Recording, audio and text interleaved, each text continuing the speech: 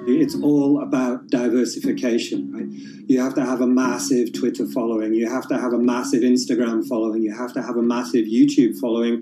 Of course, you have to be on Twitch, which is the key platform. But basically, any way you can get in front of your audience, you can engage with your audience, is going to drive those clicks, which ultimately drives the advertiser revenue that you get back from all of these platforms. It's me and Dan playing video games and talking in a funny manner over them. They're not just people who are good at games. They're actually people who are good at online engagement, online entertainment, first and foremost. You have the right to remain stylish. Anything you wear can and will be used against you in the court of fashion. The streamer is either very, very talented at the game. The best player in the game is generally going to draw a crowd because people like watching people who are very good. On the other hand, they're either very, very good or funny, charismatic, whatever it is on that side. Oh, no.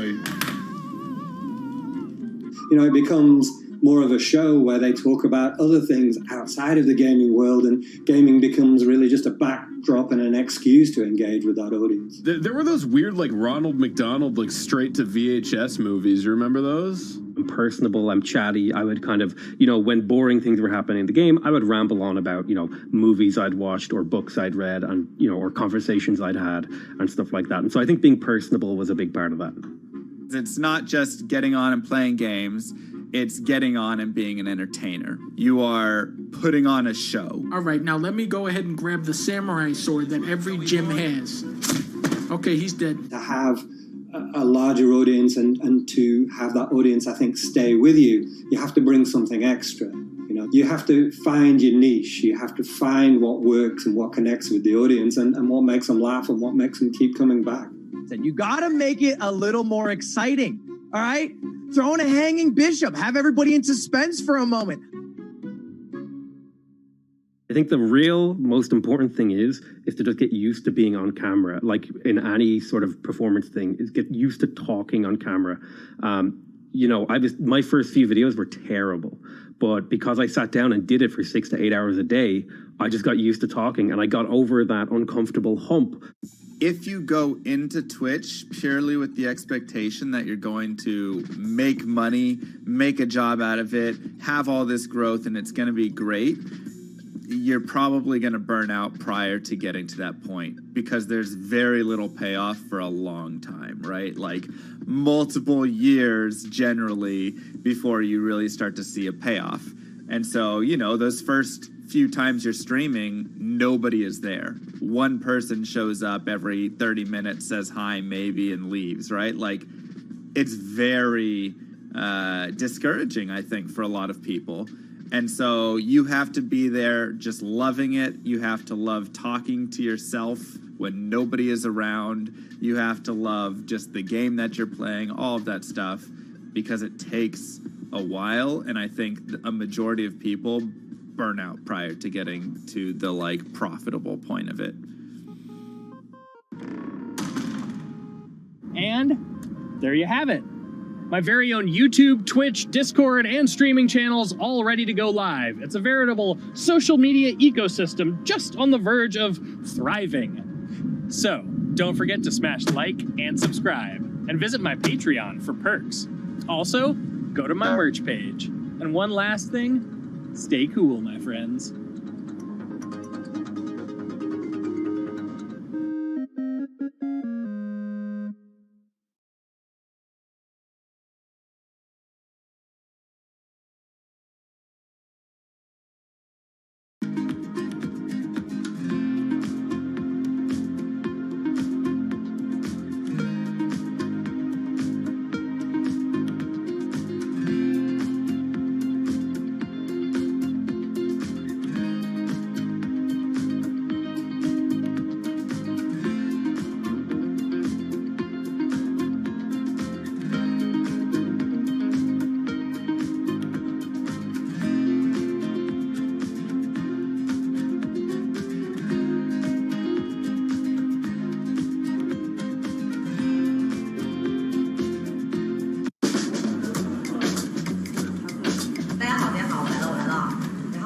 This is live stream shopping, one of the hottest trends in China.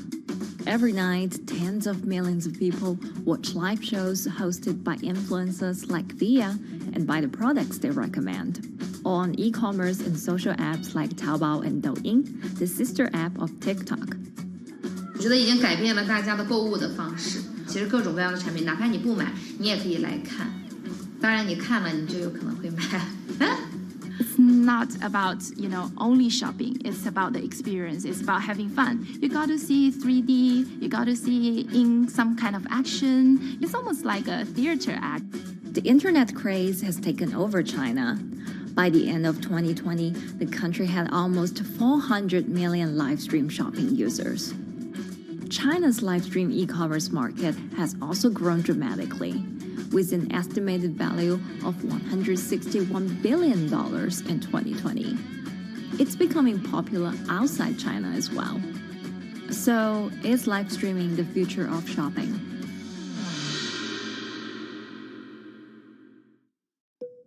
Live streaming is not a new thing. In China, it started in 2015 with the rollout of 4G. And it was first used for entertainment and socializing. Many live streamers performed for their followers or chatted to them, making money by receiving virtual currency and gifts. In the West, live streaming is mainly the domain of avid gamers. In China, it's broken into e-commerce. China actually has a very big e-commerce empire, so it uses these super apps, what we call that you have payment, you have search of information, you have recommendation system, and you have huge amount of goods available on the platform, and as well as a lot of consumers. So with this advantage, they merge these features of live streaming to make the influencers actually sell goods. Here is a perfect choice: nice neutrals, beautiful print, nothing overwhelming, and the warmth and comfort of flannel. This is item. Traditional TV shopping involves a one-way direction, whereby a host introduces a product, demonstrates certain things, and say, call this number or something. But live stream shopping is live. That in itself is a very, very big difference. It causes different psychology. And live stream shopping is a very entertaining way of actually engaging someone else. When you shop, actually, this live streaming video will continue. It will minimize into a corner, and you can buy the items and pay all on the same app. And after that, the live streaming screen will just enlarge by itself, and the promoter will come back to screen. So it's very convenient. Taobao, one of China's biggest e-commerce platforms owned by tech giant Alibaba, added a live streaming function in early 2016. In the following years, other e-commerce and social platforms like JD and Douyin also integrated this feature. 开头的时候还是有很多的挑战的，对画面的这个流畅，然后是否能够很真实的去还原商品，它其实在这个上面是有很高的这个门槛跟技术的这个卡口在的。不管是我们的这个用户的接受度，还是商家的这个上手的这个难度都很高，但是这几年下来，基本上难点在不断被突破的。Over $70 billion worth of goods was sold via live stream on Taobao in the year through March 2021. Latest surveys show that over 60% of live stream users in China were watching shopping shows, and over 65% of them shopped at least once via live stream. In 2020, live stream shopping got a huge boost during the pandemic, when millions of people were in lockdown and many retailers were pushed online. People, during the lockdown, felt like there's a need for more social interactions. This live platform creates an interesting kind of environment that gives people the sense that I'm actually interacting with you. And then live stream shopping brings in a lot more variety of things that people could buy and satisfy, the sense of losing control, especially during the pandemic. At the heart of this craze are the top influencers who have tens of millions of followers and sell products worth millions of dollars every night. They often use their star power to get bargains from retailers, which in turn boosts their own sales and influence. So if you think about China's live streaming, you have to know the king and queen of the influencers. The queen of live streaming, Via, she is actually having the biggest viewership and the biggest sales volume for a long time on Taobao platform. She can sell everything from like Gucci sunglasses, lipsticks, homes, and cars. One time she offered her followers to go on a Tesla ride with her, and she even, for once, sold a rocket launch in her live streaming room for 40 million yuan. The king will be Li Jiaqi, more widely known as Lipstick's brother. He used to be a cosmetic sales before he turned into live streaming e-commerce, and he knows a lot about the cosmetics. So he's the one that will actually put the lipsticks on himself when he's on the show. Top live streamers like Via and Li Jiaqi have become celebrities in China and can earn millions of dollars a year. Although not everyone can be as popular, mid-ranking live streamers like Tiffany still earn a good income through sales commissions. 如果说单从收入方面来讲的话，那主播的收入是比普通的工作要高很多。但是呢，主播这个工作时刻对身体，包括对精神都有很大的一个考验的。就是每天需要集中精力，然后长达5-6个小时，这种状态是很累的。而且这5-6个小时的话，你是脑子是不停的，然后嘴巴是不停的，然后手也是不停的，眼睛也是不停的。像我们做主播，不是说单一的只做直播一件事情，然后还会有选品的一些工作，然后还会有一些其他的事情排在里面，其实是没有个人生活的。那我觉得增强粉丝影响力的话，不是说某一件事情。可能今天做了什么事情你就增大了影响力，而是每天不断的内容的输出，粉丝不断的可能对你的了解，慢慢的信任你。有芝麻酱的味道，如果吃不习惯的话就慎买。A lot of successful live streamers are generally very good at communication. They're very good at articulating very simply what a product does, what a product doesn't do. In order for them to sell, they need to be trustworthy and appear trustworthy, and they need to, show in some ways that they're authentic, right? So for Via and Li Jiaqi, they are able to articulate that quite a bit through their body language, through what they say. For example, Li Jiaqi will also sometimes say bad things about certain products because to him that's his honest opinion, and sometimes people want to hear that. And so they seem very credible, they seem very trustworthy, and don't forget, they're also very entertaining and very interesting. If you're familiar with Li Jiaqi, he won a Guinness record for like the most lipstick applications to models in like 30 seconds. So if you're able to create a lot of buzz with interesting things that you do, people who may not want to buy lipsticks will also stream in just to watch what he does. And then from there, you might get hooked. 这就是一般女生出门的时候涂的口红的颜色。Live streamers also use sales techniques such as limited time or supply. This sense of scarcity can often encourage viewers to buy. The platform in itself creates and enhances some of these things because you see it live. Something we call social proof has taken over, meaning that, hey, other people are interested, other people are joining in, other people want the same product. And they add it in the chat and they ask questions and they say, oh, I want this too. What happens then? It makes the whole product even more scarce. But it's not just influencers. Local farmers, luxury brands, even mutual funds have also started their own live stream shows. Working with very top-tier live streamers can be risky. It's not necessary that the benefits will end up with the brand. So we see company executives opening their own shows. And we see like P&G have their own sales room, which runs shows every day as well. We also have like local governors in like small towns to sell their agricultural products. So the live streaming is definitely transformed the way product owners can think about how to reach their consumers. And it enables a lot of players to actually sell. Live stream shopping is going global. Merchants in Southeast Asia have embraced this trend.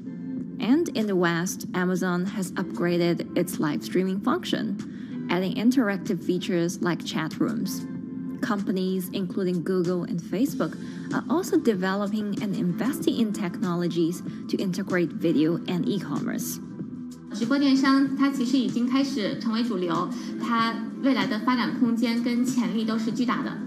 接下来大家会越来越依赖这种购物方式，会变成一个比较日常化、比较规范化的这么一个趋势。If you look at the numbers alone, their numbers alone, Li Jiaqi's numbers or Via's numbers, you know that they can sell and you know that they can generate revenue. are they able to sustain it over a long period of time? It depends on how innovative they are at changing some of the things that they do. But you can't expect consumers one day turn into virtual shopping for good. There will be the nature of us that crave to go into the store, to touch the goods and actually wear it and see how it looks like and walk around in that with our friends. And those things wouldn't be replaceable with live streaming.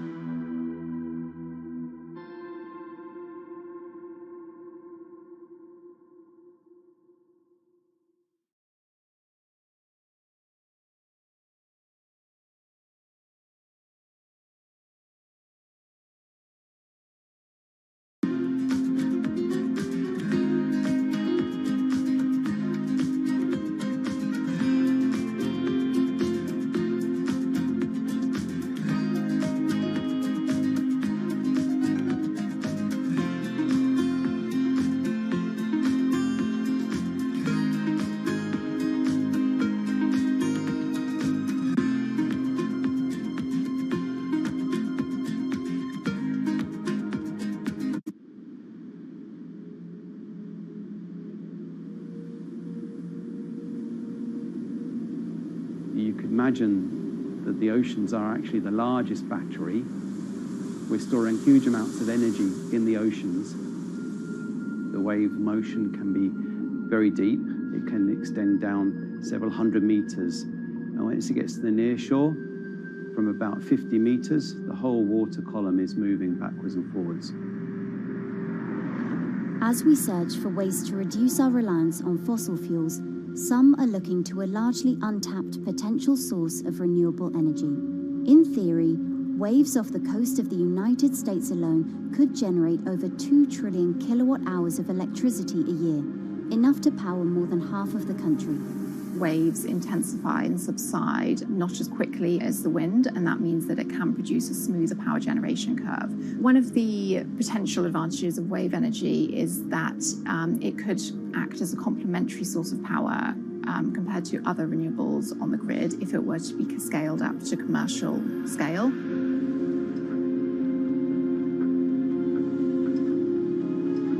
For decades, engineers have been trying to convert wave energy into electricity, but a host of technological and financial challenges have complicated their efforts. In the years from around 2006 to 2015, there were a spate of bankruptcies in the sector, and this was largely because of a lack of kind of continuous proven projects out at sea with reliable electricity generation. Since then, companies have been trying to develop the technologies at a steadier pace and with a smaller cash burn. But the same questions remain. Can companies develop devices and technologies that actually work? Is wave energy just a novelty or something that can become a major renewable energy source?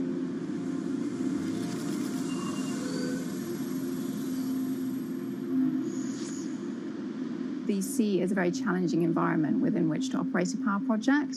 So seawater is corrosive and conditions are very rough. So this means that power projects don't have a very long lifetime, and it increases operating and maintenance costs. Partly because of that, many early wave energy projects hit rough waters, such as the Palamas Wave Energy Converter in Portugal and the Isla Limpet project in Scotland. But that hasn't stopped others from trying. Companies are focused on testing projects out at sea, proving their durability, trying to raise capital and bring down cost. The sector hasn't really converged around one single technology design, and companies are kind of undecided about which design works best.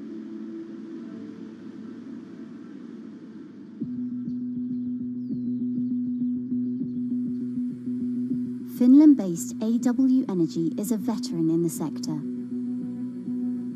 The first proof of concept of the company's device was made in the 90s after diver Rauno Koivusaari observed the strong back-and-forth movement of a hatch cover in a shipwreck in the Baltic Sea. The waves are generated far from the coastline, so the wind blows on the surface of the water, causing the water particles to rotate. And that rotation extends deep down below the surface, and the waves can be very long. They can be several hundred meters long. And as they come into the near shore, this rotational energy turns into an elliptical energy, and eventually backwards and forwards, as you probably noticed if you've been swimming on the seashore in large waves, you're pulled in and out. That's the energy that we're extracting. There's a sweet spot where we deploy, so around 10 to 15 meters of water depth. That's where there's still strong wave energy coming in. After years of research, prototyping and testing, the company has deployed Wave Roller, a 350 kilowatt device in the waters of Portugal. Wave Roller has an 18-meter wide and 10-meter high steel panel fixed to the seabed via a floatable foundation. The panel moves back and forth with the waves, capturing the energy. It's submerged in the depth of 15 meters, so it's protected from the extreme waves. We generate electricity by capturing the movement with hydraulic circuitry in a machine room underneath the surface. That hydraulic energy we turn to electricity with hydraulic accumulators and hydraulic motors, and also a generator. The Wave Roller has survived large waves at sea for over a year and delivered electricity via an underwater cable to the grid in Portugal. Meanwhile, the company has won a €2.5 million grant to work on an upgraded version of the Wave Roller, aiming to increase the electricity generation capacity to 1 megawatt. The upscaled device would have a bigger panel, 2 power takeoff units, and improved software to control the energy production. We have taken into use a wave prediction algorithm that kind of tells us what kind of waves are coming in to our device. That gives us few seconds to prepare for capturing more energy, and the difference in that is significant. Our future plans are to deliver technology around the world. So I'm hoping we can be working on delivering technology to projects in Asia and also in the American continent as well.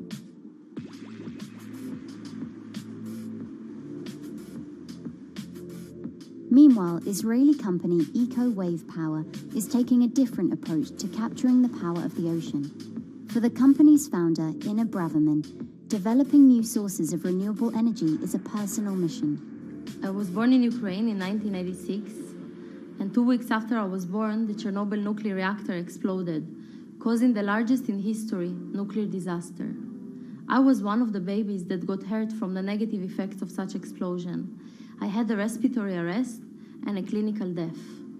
Luckily, my mother, a nurse, approached my crib on time and gave me a mouth-to-mouth resuscitation, which saved my life. I got a second chance in life and decided to do something good with it. Growing up, Ina wanted to be a politician to positively change the world. After working as a translator at a renewable energy company, she decided to change paths. Solar and wind energy were fully commercialized. There were a lot of amazing technologies implemented everywhere. I saw that wave energy, although it's an immense source of electricity, the biggest companies in the world are trying to develop wave energy with no success. And there was kind of a race going on in the world of who is the company that is going to develop a viable wave energy solution first. In 2011, the then 24-year-old Ina co-founded EcoWave Power. Instead of installing devices offshore, the company's devices are attached to existing breakwaters, jetties, and piers. Our technology is very cost efficient, especially in comparison to the offshore technologies, because we don't need any ships, divers, underwater mooring or cables. We install on existing man-made structures, and all our expensive equipment, the generator, the hydraulic conversion unit, the automation, is located on land just like a regular power station. This is the EcoWave Power conversion unit that has been operating in Jaffa Port since 2014 until 2020. Here you can see how the technology works. Basically, the floaters are going up and down and pushing the hydro cylinders, which transmit biodegradable fluid into land-located accumulators. A pressure is being built. The higher the waves, the higher the pressure, which is used to turn the hydro motor, which is turning the generators. The whole system is controlled by a smart automation system, which you can see right here. And in case of upcoming storms, the system automatically raises the floater above the water level and keeps them in the upward position until the storm passes. The company has been operating a 100-kilowatt grid-connected device in Gibraltar since 2016, which is enough to power 100 households. Currently, Ina and her team are working on another 100-kilowatt project at the Port of Jaffa in Tel Aviv. The project will be also the first time in the history of Israel that wave energy will officially connect to the electrical grid. And our goal going forward is to expand it to all suitable breakwaters in the city of Tel Aviv and to supply a significant part of the city's electricity needs. Today, engineers and entrepreneurs are still trying to crack wave energy. Globally, only a few hundred kilowatts of wave energy are deployed, compared with gigawatts of offshore wind. But the field has come a long way in recent years, and with the right engineering solutions, this new power source could eventually become competitive with more mature renewables like solar and wind. I would have a lot more confidence in the success of wave energy companies today as opposed to like 20 years ago. But in the next few years, or maybe the next couple of decades, it will be more likely to be used in remote locations like islands that are otherwise dependent on expensive diesel power, or out at sea on gas decommissioning rigs, or for powering underwater autonomous vehicles. So definitely, wave energy can compete with other renewable energy sources, but I personally believe that this is not a competition. In order to have a 100% renewable energy friendly world, we need all renewable energy sources to work together.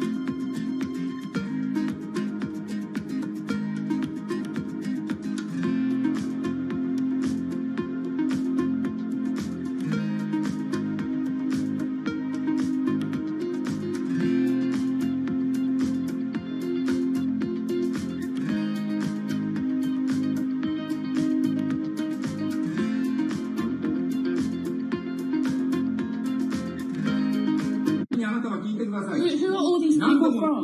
Who are all these people from?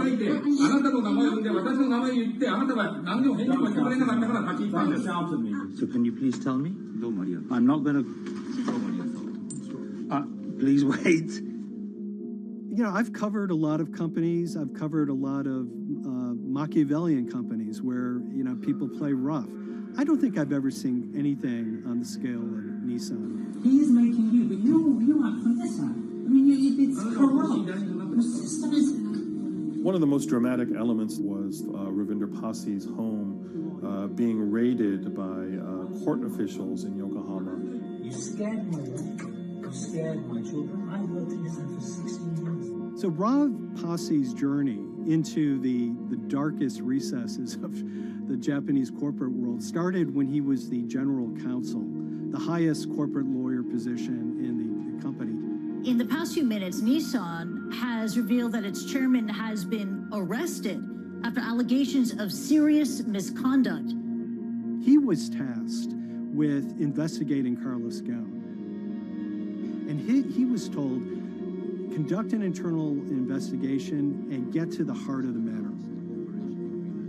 And then along the way, he started to notice serious conflicts of interest.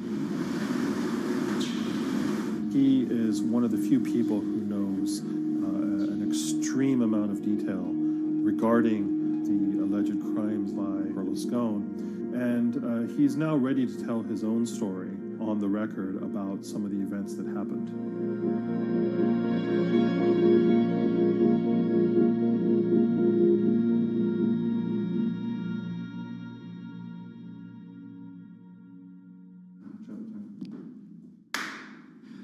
My name is Ravinder Passy. I'm the former Global General Counsel of Nissan Motor Co. Limited. And you could say, yes, I had a front row seat in terms of what was going on. When Carlos Ghosn saved Nissan years ago, he was depicted in Japanese comic books as this hero, and now maybe we'll see comic books where he's the villain. In corporate Japan, Nissan was quite an unusual company. It was led for 2 decades by a non-Japanese executive.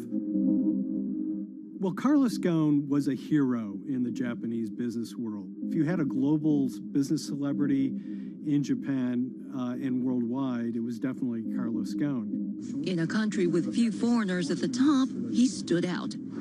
But over the years, he saved Nissan from bankruptcy, allied with Renault and Mitsubishi, and turned the alliance into one of the most competitive in the world. Yet as the years went on, I think his ambitions changed a little bit. He started thinking about legacy plays, and one of them was to really tighten the alliance between Renault and Japan. And unbeknownst to him, there was a contingent of senior Nissan executives that were really felt threatened by that move. They really thought that they would lose complete control of the car company, and even in the government, there was probably a little bit of anxiety about a national champion in the auto industry falling under full-blown foreign control. Carlos Ghosn was an auto industry leader, respected by many in Japan. Now he's in jail. The arrest of Carlos Ghosn came completely out of the blue. This was in November of 2018. He was coming to Japan on Nissan's corporate jet for a regular executive meeting, and he was met on the tarmac by Japanese authorities who whisked him away to jail and charged him with financial misconduct crimes. So what happened was that a power struggle ensued inside the company, and somewhere along the way, it was criminalized. By that I mean that there were allegations leveled at Carlos Ghosn about the way he reported his pay to Japanese authorities, the way he handled money inside the company, that in other contexts might have been a board action, might have been handled internally. A number of executives at Nissan decided to take this difference and take it over to the Tokyo prosecutor's office, and that unleashed a chain of events that would shake the entire auto industry. So after Carlos Ghosn was arrested, Nissan launched an internal investigation into the events that led up to his arrest. So Rav Passy was tasked with investigating Carlos Ghosn, and he was told, get to the heart of the matter, find out what Carlos Ghosn did wrong and bring it to our shareholders. Yeah, it's really complicated because you had various things coming out of the weeds. 2018 investigation has started, and we become aware of matters in terms of conflicts, actions by certain individuals that cause some concern because things might not quite be what they seem. So in our story, we really took a close look at Harinada and his role in Carlos Ghosn's downfall. Harinada is one of the most fascinating figures inside Nissan. He's also a lawyer. He's originally Malaysian. Hello, Mr. Hadi. And he had a meteoric rise through the company and became very, very close to Carlos Ghosn and other top figures. He had a front row seat at all the major strategic deliberations at the company. And when he discovered that Carlos Ghosn, as his final legacy play, was going to tighten the relationship between Renault and Nissan, he made a decision to go against Carlos Ghosn. And he became one of the key figures that decided that Carlos Ghosn had to go.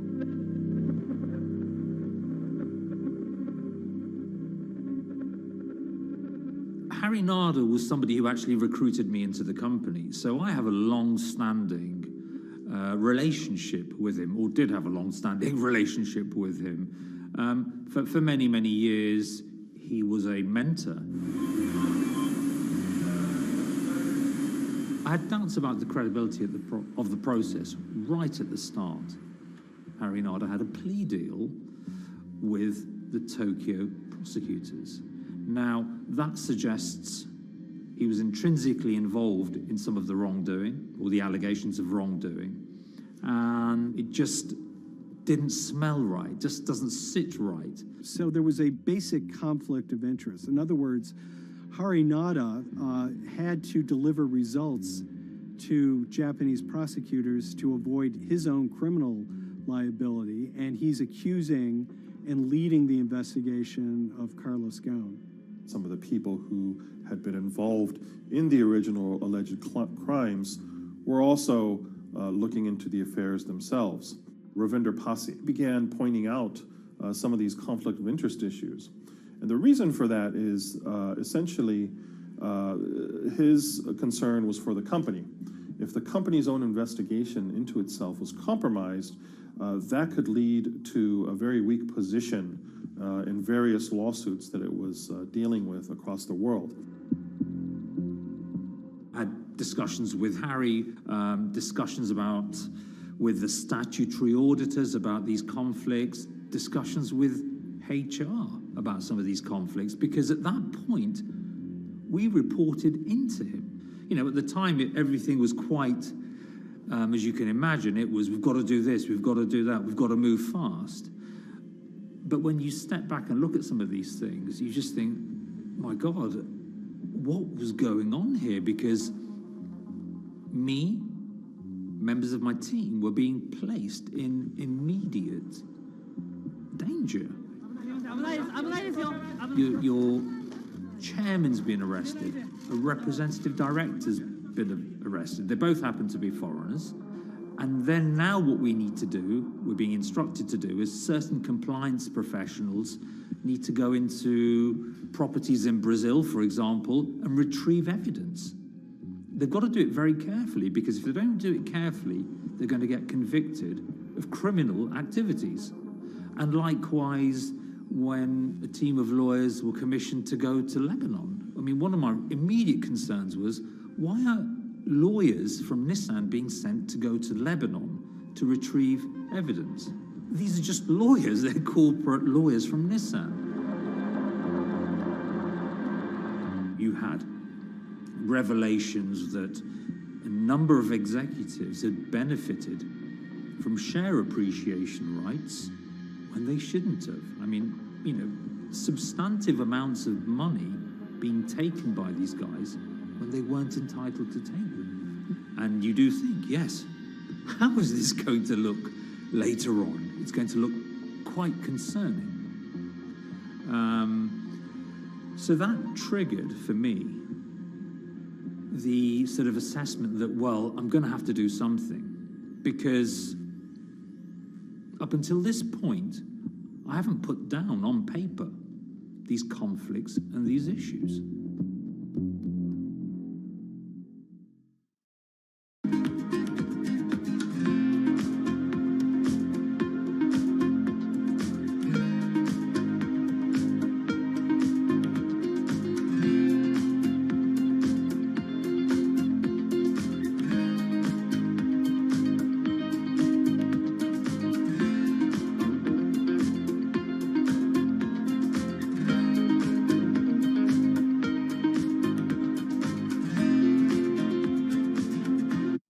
So Rav Pasi makes a fateful move. He writes this letter to the board listing every suspicion he has in great detail, backed up by evidence, backed up by memos, of why this internal investigation had serious problems.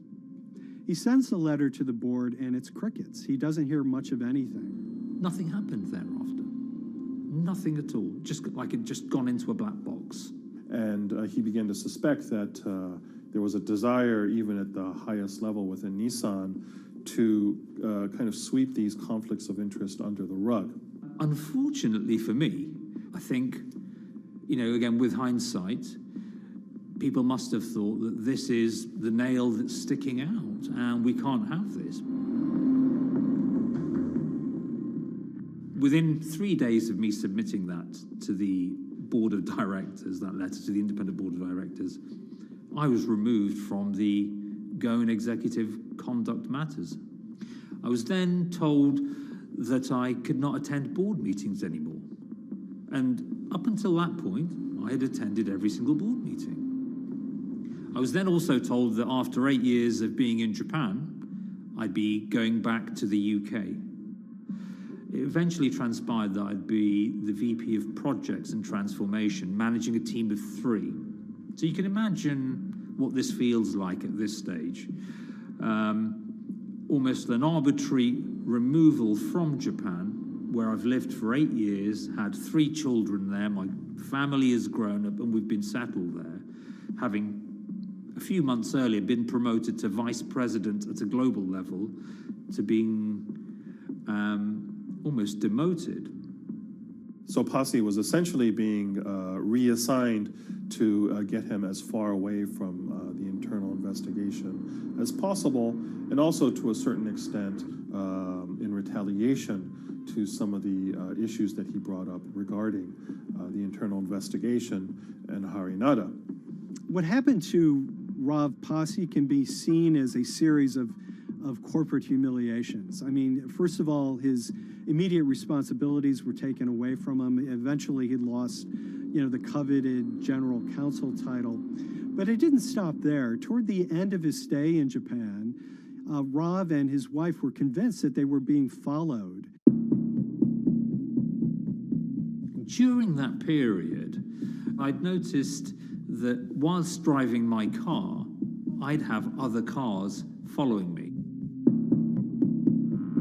First time I noticed this was around mid-March, and I was driving, I can't remember where I was going, but this grey van, small van, just literally started following me. And I noticed that there was somebody in the car taking pictures. And lo and behold, we were absolutely being followed either by people on foot or other individuals, 2 or 3, normally 2 burly men in a car, different cars at different times, following us around. They were following the family as well. And, given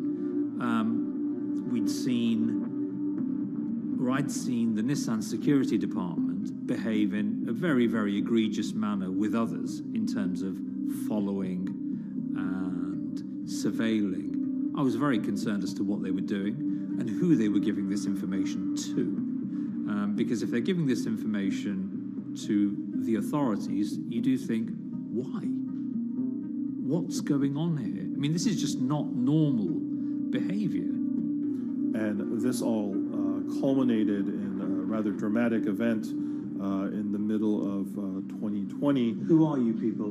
Where Nissan had hired a legal team and had obtained an unusual court order from the district court in Yokohama to basically do a search of his home and seizure of his corporate laptop and phone and other documents. If you don't let us in now, we have to break this key. So it's a pretty extreme way to treat someone who'd spent 16 years at the company. These people have all come in. We don't really know who they are, apart from the fact that I've been shown a badge that says the Yokohama Court. And they're here to recover a laptop and a mobile phone. It was even more weird because I'd highlighted to the directors that certain Nissan executives were trying to recover this laptop and this phone whilst I was still in Japan. And I was very concerned because it had evidence on there that related to misconduct matters and other forms of inappropriate conduct. It was just another form of intimidation, another form of harassment, forcing me almost to leave the company and the country. Because once they'd retained and obtained these items, we were still followed, which, again, I just couldn't understand. What is the point of doing that? You know, this is a car company. This is not the KGB.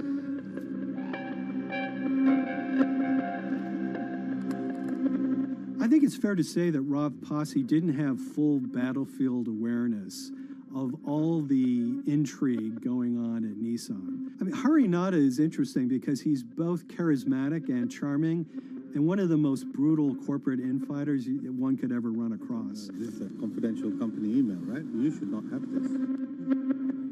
If he had fallen into line, he would probably still have his job at Nissan, be paid very well, and continued his work.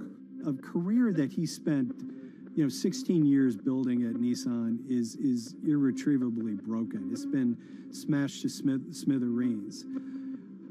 He and his family paid a huge price, certainly. But in terms of being able to sleep at night, I think, he's come out ahead. I highlighted issues to the highest levels of the company so that they could be dealt with appropriately by those in charge. There was no response to those, and there was retaliation against me. What's really profound, like absolutely profound, is that none of your colleagues, I mean people who you have known for years, forget it. Yeah. You're on your own. Yeah. And you got to be ready for that. You've got to be ready for that.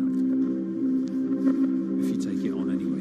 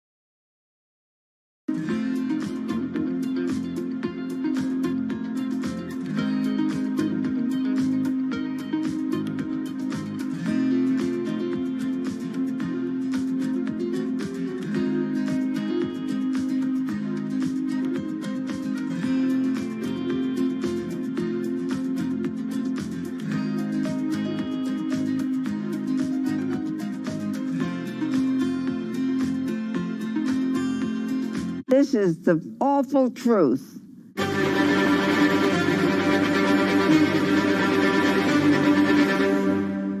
There's always someone in the family that's pushing it.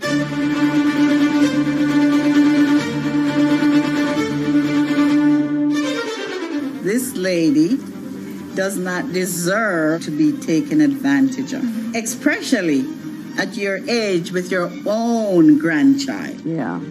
My grandma is having to sue them. I'm testifying against them. Nobody's talking. They're one floor below right now. I get afraid to go on the elevator. It's sad that it had to devolve to this. It's like a soap opera It's a to very me. sad thing. It's a family feud. A family feud.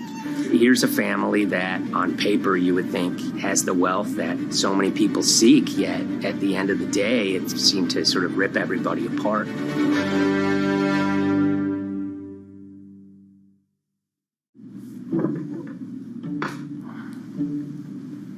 My name's Tom Schoenberg. I'm a senior reporter here at Bloomberg News, cover financial enforcement. I was approached by someone close to the Schottenstein family and asked whether or not I would be interested in writing about Beverly Schottenstein and this case that she had against JP Morgan. And it was immediately clear that there was a great story here to be told. So I started just, assembling all sorts of documents that the family made available to me. That included a diary that Beverly had begun writing when she started having suspicions about what was actually going on with her money. Beverly obtained her wealth from the Schottenstein kind of retail empire that has at times included Big Lots, Value City, American Eagle Outfitters, DSW Shoes. Beverly's husband died, and at which point they sold off their portion of the company, bringing them an enormous amount of wealth at around 1990. Estimates of her wealth were around $90 million. She, for many years, had that pool of money being managed by outside advisors. Her grandsons in the late 2000s had both graduated and were becoming financial advisors. She gave them a little bit to work with, and over time, her grandson, Evan, became the trustee of her entire estate. Managing sort of family money is not a conflict. In fact, some ways in wealth management, it's kind of how you get your start. It's kind of the seed that you need to sort of get going in the business. But Beverly started having suspicions that something was wrong probably in around 2016. Well, there were suspicious things, but taken separately without everyone talking about their own experiences, it was hard to really put it together. She had written a check to her caretaker, Dawn, that bounced. So she went down to her local Chase branch to sort of find out what was going on. She wasn't getting paper statements in the mail, so she asked them to print out a number of her statements having to do with her checking account and her credit card account. So we went to the bank and asked for the statements. And she got a whole year and going through all of them, page by page by page. And it was there she saw all sorts of charges that she said she didn't authorize or didn't know about. I was becoming very, very suspicious. I was starting to look in the money part, and that's what bothered me more when I saw that money was going. And I was not a big spender. Around the same time, Dawn, she starts noticing Beverly's son, who lived in the condominium below her, came up with Evan with a shredder and started grabbing papers in her office area, including some with JP Morgan letterhead, and just started sitting at the kitchen table, just shredding documents over and over. Yeah, they came in one morning. They used to do it in the back. Through the back door, and they brought the shredder inside. And then they went in the drawers in the office and took out all the papers, and they started doing it. I was very suspicious because I know you don't go around and destroying papers. Beverly said that they had done this many times before. That's when she said to me, Dawn, I'm going to write my feelings in this black book. Diary. And it's a diary, and she started writing. Each day she would write a little at a time. Around the holidays of 2018, a package had arrived, a FedEx package, and in it were materials about a venture capital fund based out of the Cayman Islands. Dawn and some other family members take a look at this, and they see that Beverly is signed up for this fund to the tune of $5 million over the course of several years. And that was really the beginning of it. That was sort of the tip of the iceberg when it became obvious that something was going on, that my grandmother really wasn't aware of this fund. Beverly started to panic. She got really upset and called, JP Morgan's headquarters in New York and asked for Jamie Dimon. She said she was told someone would call her back, but she says that never happened. She wrote a letter to Evan and Avi, and in there she laid out a number of things that were concerning her: unauthorized trading, the checking account. She had about $1 million worth of jewelry in a safe deposit box, and that her son Bobby had the key to that box, and that jewelry had gone missing. All this was kind of packaged in this, 5-page handwritten amendment to a will and trust. There's such an evolving narrative about why the jewelry was taken. The only truth we really know is that the jewelry is gone. But why it happened, there have been a lot of different stories. You just don't take your mother's wonderful things and hand it out. And they emailed that note to J.P. Morgan to seize all activity on her account. And it ended up setting off a firestorm after that. As soon as they got this email that there was a cease and desist and that she wanted to send her money and change brokerage firms, they were actually vacationing one floor below downstairs. They're there right now. The next day, Beverly's in her place. The granddaughter's still in her place visiting. Dawn is there, and up comes Bobby kind of barging through the door. And he's screaming about what was sent to the J.P. Morgan. They're now investigating them. And he's furious, takes his mother and sort of puts her into a chair, gets pen and paper, and she says physically forced her to write a retraction letter.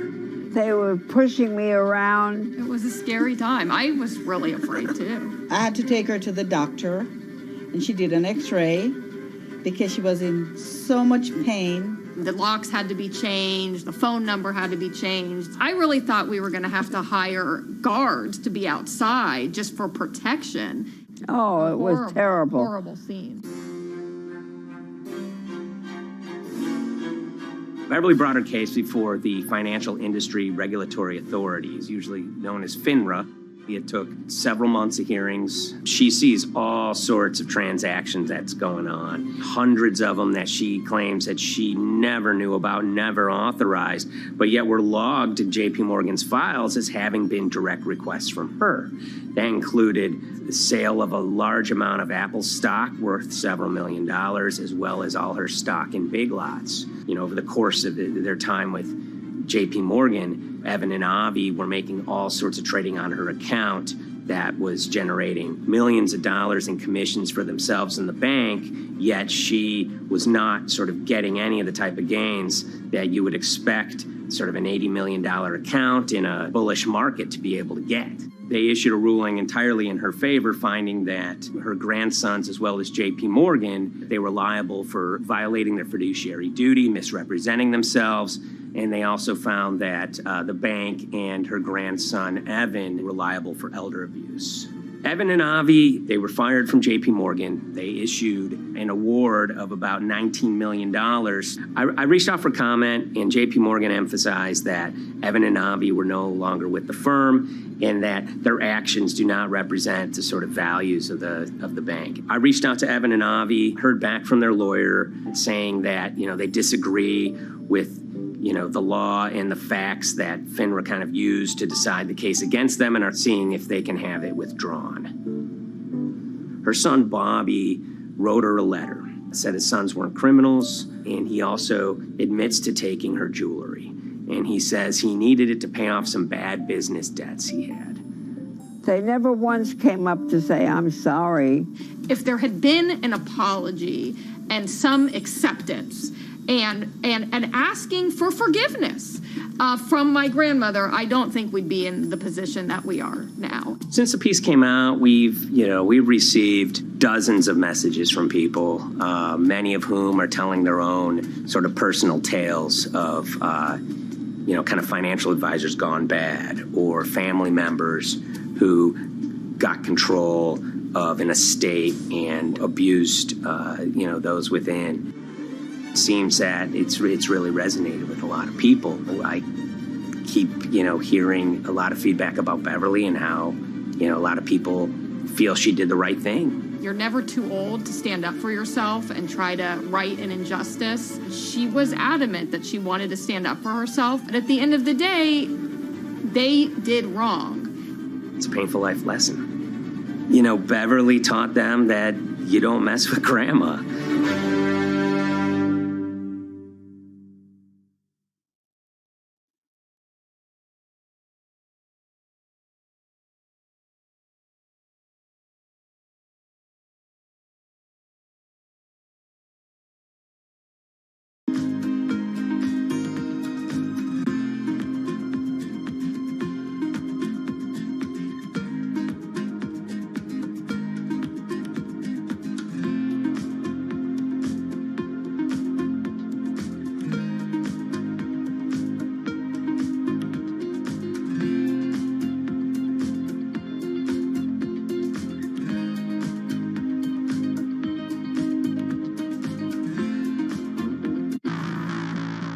On April 20th, oil markets did something they never had before, and they crashed, went into negative territory, and closed the day at minus $40. Meanwhile, in a place called Thaden Boyce in Essex, a group of 9 traders, led by a guy called Cuddles, made $660 million over the course of a couple of hours. The price of oil has collapsed to a record low. We've never really seen anything like it. WTI this morning down more than 35%. People maybe wouldn't have been so surprised if the oil price had fallen to zero, but the oil price went to minus 38. It went far lower than anyone had expected. And so lots of people in the market were saying, well, hang on, something else is going on here. A couple of months later, I started to get wind through a kind of network of sources that a tiny firm in the outskirts of London had made a huge amount of money that day and potentially had some part to play in what happened. The information we got was that 9 traders at Vega Capital London had made in the region of $660 million in one day. As a group, I think they made as much money in one day as Apple makes from its international sales in one day. I mean, it's an insane sum of money. Did they pull off a fantastic trade? Did they predict the way the market was moving and get it absolutely right? Or was there something else going on, and had they actually done something that breached market rules in a bid to sort of push the market? And that investigation is ongoing.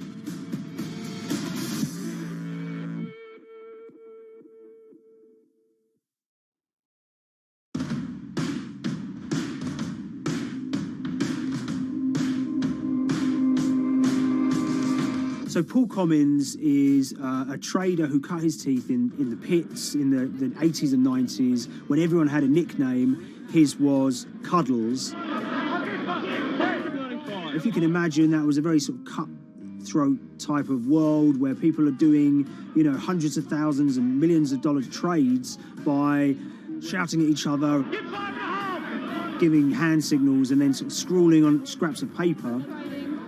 The culture of the trading pits in London was very influenced by the working class guys who became traders there. They weren't like the city bankers that had gone before them. They weren't usually Oxford or Cambridge.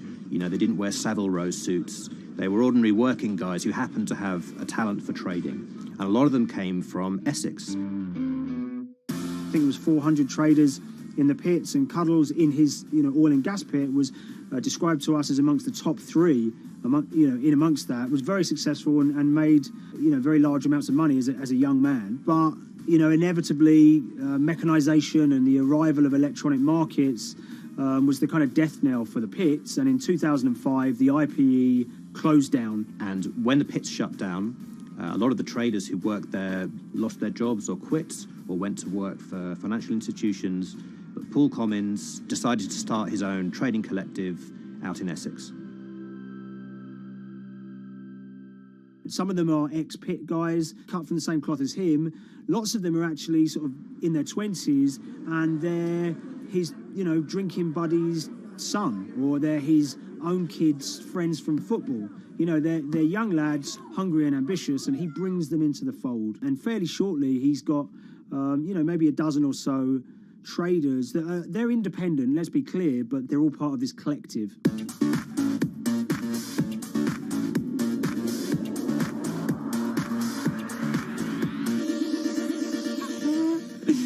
Yeah, I'll let Liam deal with Essex. I am from Essex, so I feel like I'm free to get into this. Sweet, as they say. If you were to ask someone in Britain how they would imagine a kind of Essex person, they would see someone who's maybe slightly flamboyant, with a sort of Cockney accent, a sort of Guy Ritchie-style accent. You know, not afraid to splash the cash, but it's probably pretty bright and has done well for themselves. Don't even make sense, does it? But, you know, these guys, they drove around very nice Rolls Royces and Bentleys. They went to places like Marbella on holiday. Baden-Boyce is a very wealthy place. You have to have considerable income to be able to afford to live in that village. It's a really nice place to live, and it's 20 minutes tube ride away from the city. Earlier in the summer, we have this lead, which is that there's this tiny firm called Vega Capital London, and they were the biggest winners from the biggest oil crash in history.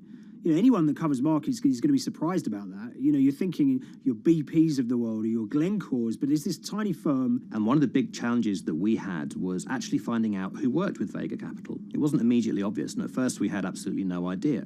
If you go to the Vega Capital website, it says it's under construction. If you do basic online searching, it's very difficult to find anyone who's publicly connected to the company. So inevitably, we're incredibly curious at this point. Like, who the hell are these people? The more reporting we did, the more it became clear that this group were connected socially as well as professionally. They went to weddings together, they played golf together, they would go on holiday together. We found out that a number of them were members of the West Ham Supporters Club in London. A few of them started companies together, so you could see all the connections between them and start to see a distinct group emerging. And it really just was this kind of shock that, you know, this wasn't just like a hedge fund or a firm you'd never heard of. This was actually a group of buddies who all had the same experience on this day and had all made a huge amount of money. So if you're an oil trader, there's a number of different ways you can trade, and probably the most popular is WTI futures contracts. And it's basically a contract that says, I'm going to buy 1,000 barrels of oil from you at this point in the future, or I'm going to sell 1,000 barrels of oil to you at this point in the future. It's actually just a financial contract to gamble on to predict whether oil is going to go up or down. On the 20th of April in Essex, there have been signals for a while that this was going to be an exceptional day in oil markets. And we know that some of them arose early and started their trading in the early hours of the morning while it was still dark outside. Essentially what they were doing is buying contracts that gave them an obligation to buy oil at whatever the price ended up at 2:30 p.m. So they're basically placing a bet that oil was going to fall throughout the day. But they're simultaneously selling lots of oil as well. And whether they make a profit and how much profit they make is the difference between what they buy the oil for and what they sell the oil for. Now, of course, we now know throughout April 20th, the price dropped and dropped. So this is going very well for them. You know, they are committed to selling oil at these prices, and the prices are continuing to fall, which means they're going to be able to offset it and buy oil at cheaper at the end of the day. Now, once it gets to kind of 1:30, 2 p.m., that's when things start to get really interesting. Suddenly there's a kind of influx of buyers and sellers, you know, as desperation increases in the market and trading volumes go up. Now at 2:08 p.m. exactly, something bizarre and unprecedented happened, which is that oil passes into negative territory. And it fell to a record level of minus $38. We've never seen anything like it, period, in terms of the contraction of the global economy. That huge gulf between what they were buying the oil for and what they were selling it for enabled them to make more money than they ever thought possible. So their profit was the difference between minus 37 and all of these positive numbers on every contract they sold. The price of crude briefly hit minus $37 a barrel. For one group of traders operating from a small office, it was a very, very profitable day. It's important to remember this had never happened before in the history of oil trading. No one could have predicted it. I can't think of another example of where you enter a trade and you get paid on both sides. You get paid both to sell and to buy. It's unthinkable. One thing we know about the Cuddles Trading Arcade is that they were very comfortable taking large risks. And, you have to be clear, this was a large risk. Yeah, we spoke to oil traders, both people that know these guys and people that don't, and they all say that this is, incredibly risky. And that's actually what stops a lot of oil traders doing trading like this. They simply aren't willing to stomach the risk. But Cuddles and his friends were. So when the kind of final calculations came down, the group of the 9 most profitable traders made $660 million or thereabouts between them. I mean, if you can imagine, I think 3 or 4 of them made in excess of 100 million each. One of the astonishing things about this trade is that 2 of the individuals who made more than $100 million in a single day were in their 20s. One of them was 22 years old. You know, only a few years earlier, he'd been posting on his social media about doing teenage stuff with his mates in town and going to see girls and rap music. And here he is a few years later making $100 million in a single day's trading. When me and Liam discovered that, we couldn't believe it. We couldn't believe what we were seeing.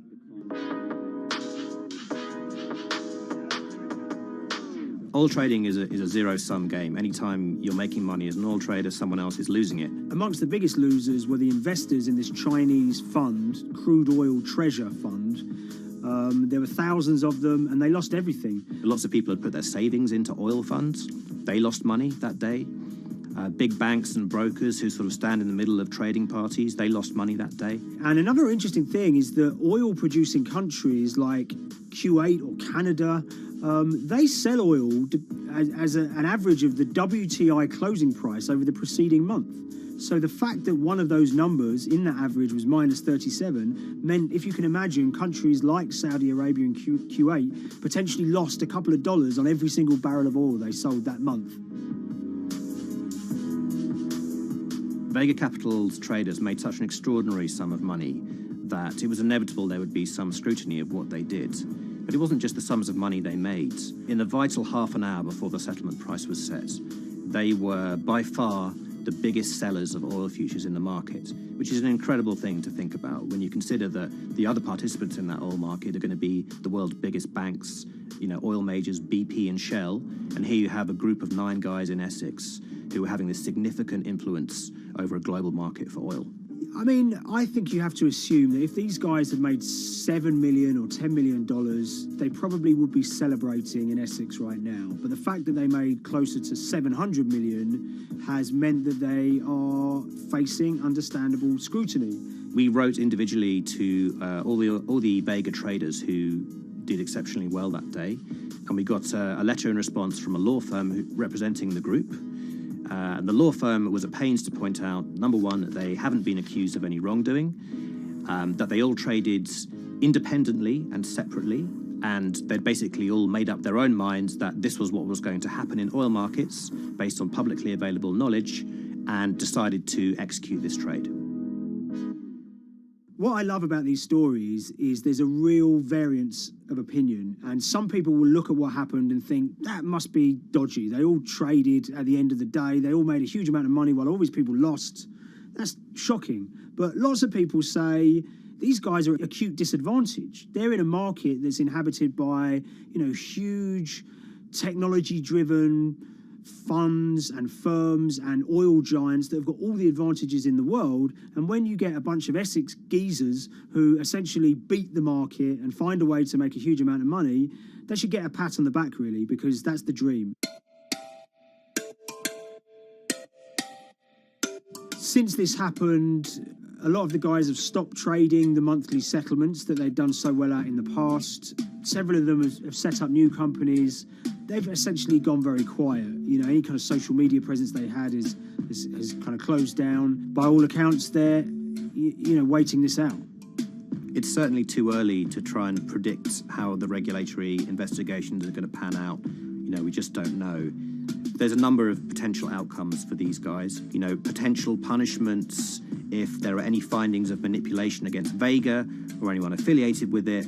Might be, you could be fined, you could be banned from trading, and, you know, in the most extreme cases, there have even been criminal prosecutions in the past of people who have been found to have been manipulating the settlement and misconduct related to trade at settlement. There are other outcomes too. You know, one obvious one is going to be that they're able to walk away from this life-changing trade with all the money that they made and celebrated as heroes in the trading community. That, you know, they'll go down as legends.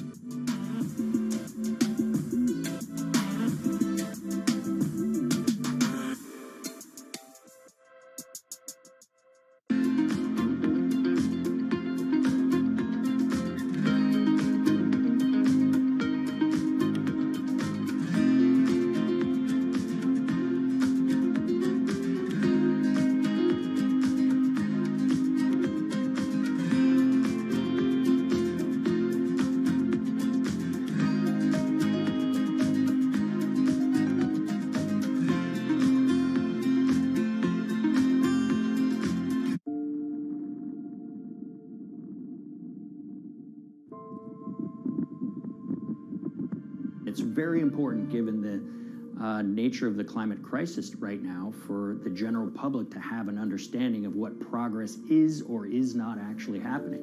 And I think many readers right now, they'll see these hundreds and hundreds of companies making these big, bold climate claims. And they would be forgiven to think that, you know, we're well on our way to meeting the emission reduction trajectory we need to be on. And the reality of the matter is we're just not on that trajectory.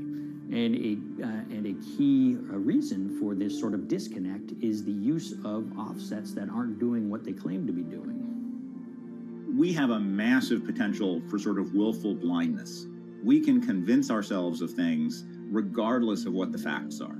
And so that's what tends to happen in these cases. It's not that anybody is setting out to commit climate fraud. They sort of walk themselves into a situation and they convince themselves of one thing, and that allows them to convince themselves of another thing. But at the end of the day, they're doing something that makes no sense at all.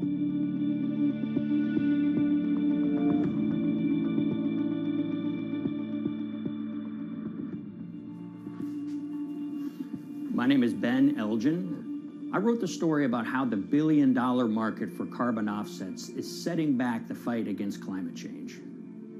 So one of the challenges in reporting on carbon offsets and trying to figure out what's going on is really finding good experts who have been steeped in this marketplace and are willing to candidly talk about it. One of the best people for this is a fellow named Mark Trexler, and I've been talking to him for more than a decade. My name is Mark Trexler. I've worked in climate change for the last 30 years. I was actually hired by the World Resources Institute in Washington to work on the first carbon offset project in 1988.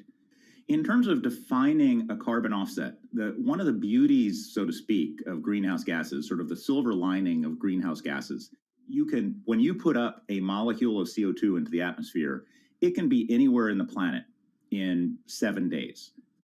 And therefore, if there's an option to reduce emissions on the other side of the planet, and you can do that very cheaply as compared to doing it in your factory, for example, then why not pay that person, that factory on the other side of the planet to reduce their emissions?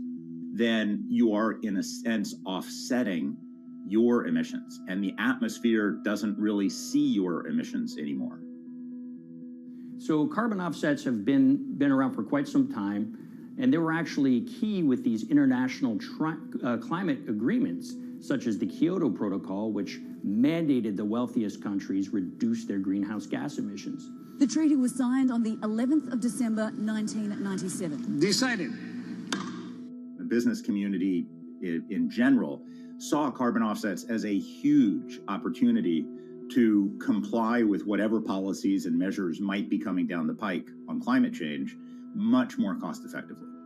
We've seen a huge surge in companies making big proclamations about how they're going carbon neutral or zeroing out all of their carbon emissions. We're going to reduce our carbon footprint to net zero. Unilever is committing to net zero emissions. We can achieve a net zero emissions world. We began looking at these corporate claims of dramatically reduced emissions, and we noticed so many of these companies were using carbon offsets to achieve these aims.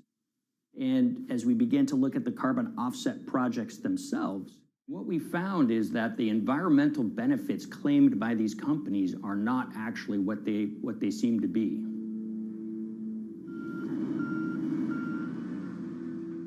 And as we sort of saw and spotted a number of these very aggressive carbon offset projects, which appeared to be generating inflated credits or bogus credits, we saw a number of them were associated with the Nature Conservancy. This surprised us. The Nature Conservancy is the world's biggest environmental group. They have about $1 billion a year in revenues, and they've been around for 7 decades. They've preserved about 125 million acres of land, and they've done so many good works over the years, and they've been very strong in terms of working with corporate partners. The Nature Conservancy has taken a different approach, a very pragmatic and pro-business approach. They will not go out and criticize a big polluter, but they're very happy to work with them. Some might say that, well, that's selling out, but others would say, and those at the Nature Conservancy would say, these companies have deep pockets. They can help fund important preservation work, and we have absolutely no problem working with them on this stuff.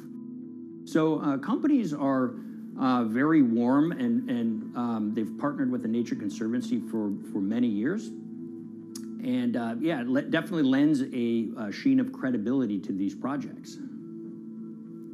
Here's 20 new reasons to visit Disney World this year. 1, 2, 3. If you look at, for instance, Disney, that's a sprawling company with theme parks and cruise lines that burn up diesel fuel. They have office buildings and television studios that consume electricity. So these companies are trying to make major reductions in their carbon footprints, but it's very difficult to change these fundamental ways their businesses operate. So Disney has been a big buyer of carbon offsets that are orchestrated by the Nature Conservancy. One of the projects that they buy from is called Pennsylvania Ridges. And that's a plot of land. Most of the land is actually about a 3-hour drive outside of Philadelphia. Interestingly, this land, 3,000 of these acres, was actually acquired by the Nature Conservancy in the late 1990s. This land was imminently threatened. There was a pending logging contract on this land.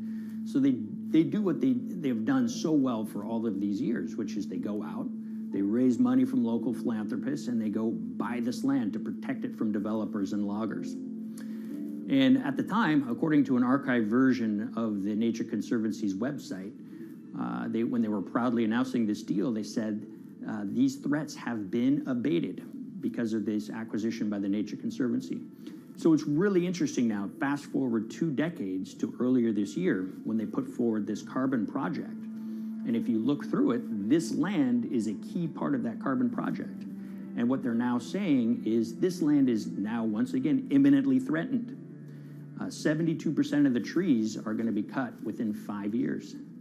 Now, this is just astounding because this land is owned by the Nature Conservancy. They do not clear-cut land that they've bought through philanthropic donations. So this scenario that they've put forward to get carbon revenues is not really plausible.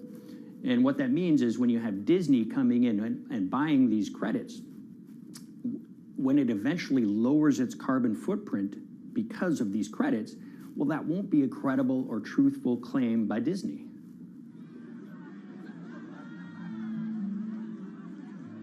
So this is an organization that truly understands the threat of the issue of climate change and is wanting to do its part to address this.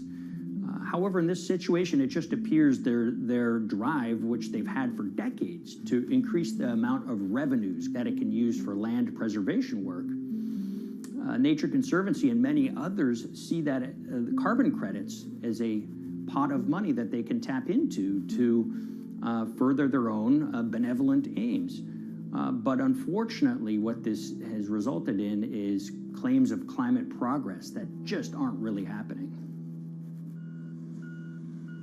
So the Nature Conservancy defends vigorously these deals, and they and others will say, look, our projects are just following the rules that these registries set up. So some would also put some of the blame on the registries themselves because they're setting up the rules which allow these vapid projects to get up and sold.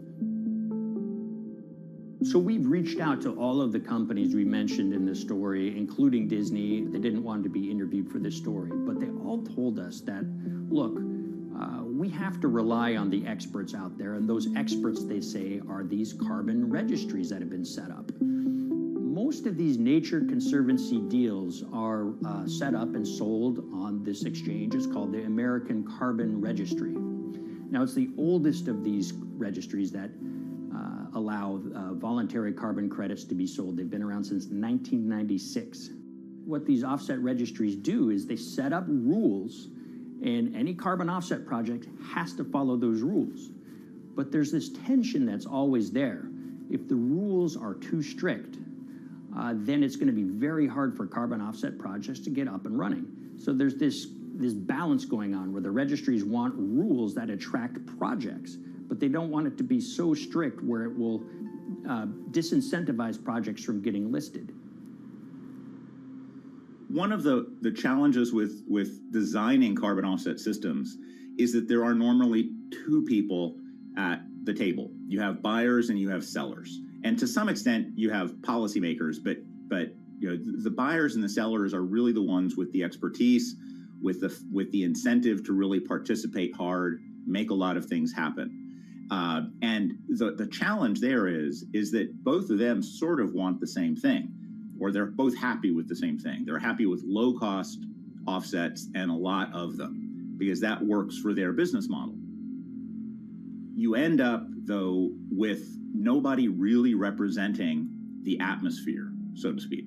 Nobody's really representing the climate in those discussions. And so the policies end up biasing the whole system. And you end up in sort of a race to the bottom. And that's what we've seen happen.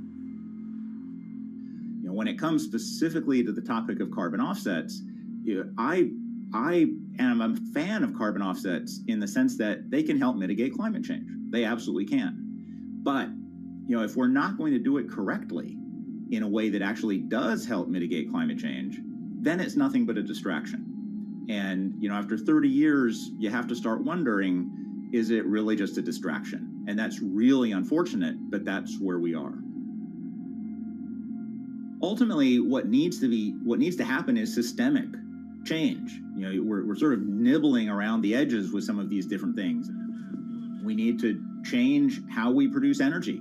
We need to change how we transport ourselves. We need to change what and how we eat. You know, we need systemic change associated with transitioning to a low carbon economy. A lot of what we're doing today is not promoting systemic change. It's sort of trying to stick your thumb in the dike to preserve the current system. And at the end of the day, that can't really work.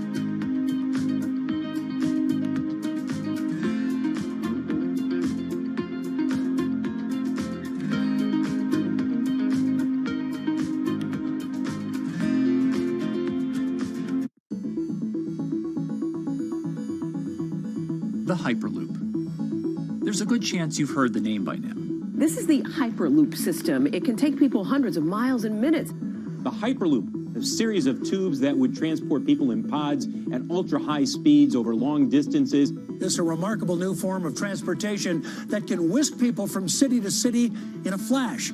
29 minutes from New York to D.C., 30 minutes from L.A. to San Francisco. For years, we've been seeing these futuristic, utopian renderings of some cross between a spaceship and a monorail. But lately, the Hyperloop is becoming much more real. Yes! It was surreal to be even sitting inside a Hyperloop, and just even more incredible to actually be like riding down a track in something that was nothing more than a crazy idea 6 years before. Companies all around the world have been developing and testing the technology needed to propel passengers at speeds of over 1,000 kilometers per hour. But for many, speed is only the first step to unlocking the full transformational effects of a new mode of transportation. Fast is what we just sort of take for granted in the Hyperloop world. It's the network effects that really deliver the benefit. And that opens up a completely different scale of economic opportunity.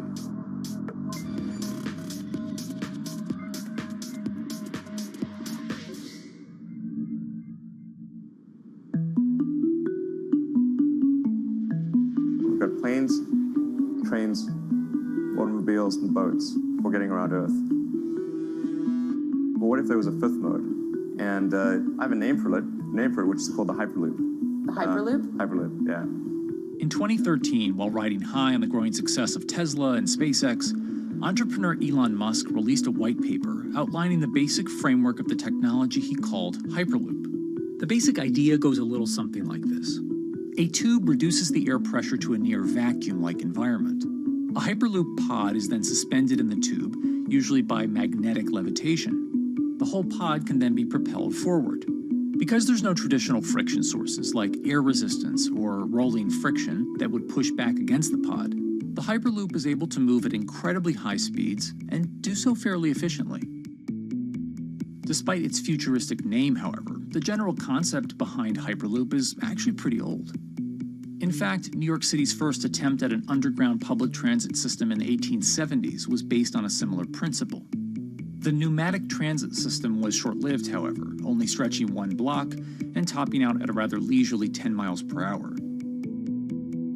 While Elon would make some 21st century improvements to this concept and bestow a very 21st century name, he wouldn't end up pursuing the technology itself, instead electing to focus his efforts on something a little bit deeper, literally digging the requisite tunnels via his boring company.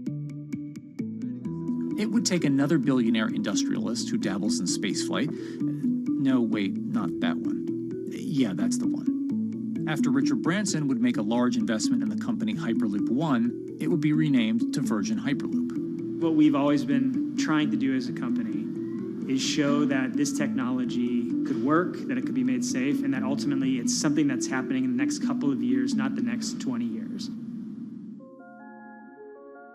Josh Geigel is the co-founder and CEO of Virgin Hyperloop. In a familiar tech startup story, he's seen the project go from a garage to a large-scale testing facility outside of Las Vegas. So we started building the first kind of Hyperloop system in 2016. We've done a lot of work, about 500 tests that we've done on that over the last 5 years. And what we realized that we need to do is take that technology, show that it can be commercial, so drive the cost down, improve the efficiency, improve the performance. But the key thing is, is actually making it approachable and safe for individuals. In order to do that, Josh, along with Virgin's head of passenger experience, Sarah Lucian, bravely volunteered to take the inaugural ride. What her and I were realizing is we're the first two people sitting in a Hyperloop. The only type of people that have gone through this environment are in spacesuits, and there we are in just normal clothes because of the system, the safety of what we've designed. 3, 2, 1, launch. And then once we started going, you felt a bit of acceleration. We accelerated a little bit harder than we would in commercial. It'd be like a sports car. Yes. We got to about 108 miles an hour on that test. And it's a short run. It's about 500 yards or so, and came to a stop. The test, lasting only about 20 seconds and covering only a quarter of a mile at just over 100 miles per hour, is a long way away from a true functioning Hyperloop. But as for optics, it's a crucial step for the future of funding. The number one question we got from investors or from project proponents or just people in general was is a Hyperloop safe? And what better way to show something is safe than by actually getting people on it? But convincing investors and governments that would likely be fronting some of the construction costs for an unproven technology is no easy task. First and foremost is the question of safety. Most people don't know how an airplane works, but yet they get on an airplane. They get on an airplane because, it's faster than driving. And most importantly, they've probably gotten off of one before. They've seen someone get off of one before. And so what we set out to do was actually show that Hyperloop could be safe with two normal people, not astronauts, not adrenaline junkies or test pilots or anything like that. Two normal people getting on a Hyperloop, and then most importantly, those two people getting off.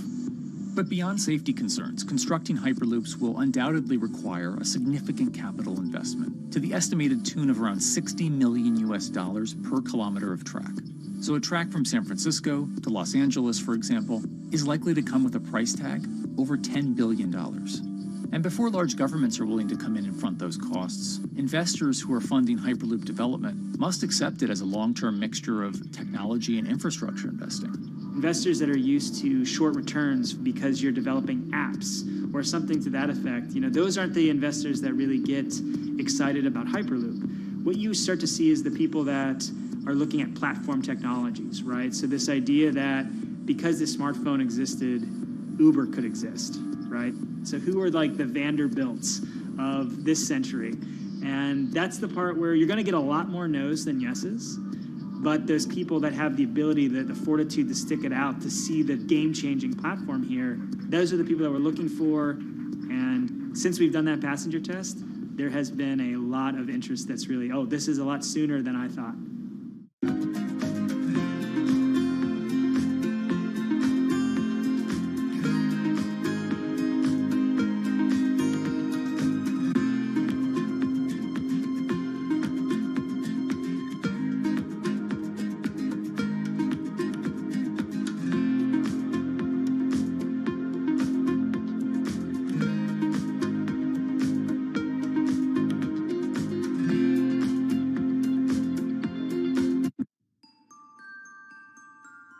Envisioning the ripple effects of what Hyperloop could achieve, though, is fairly challenging at this stage of development. It's fast, yes, but for point-to-point travel, traditional maglev trains can move pretty fast as well. And outside of China, South Korea, and Japan, even those haven't seen much adoption elsewhere due to the high costs and questionable profitability. The Shanghai line in China, for example, loses around $100 million every year. Hyperloop companies, however, believe they can offer something different than traditional railway lines.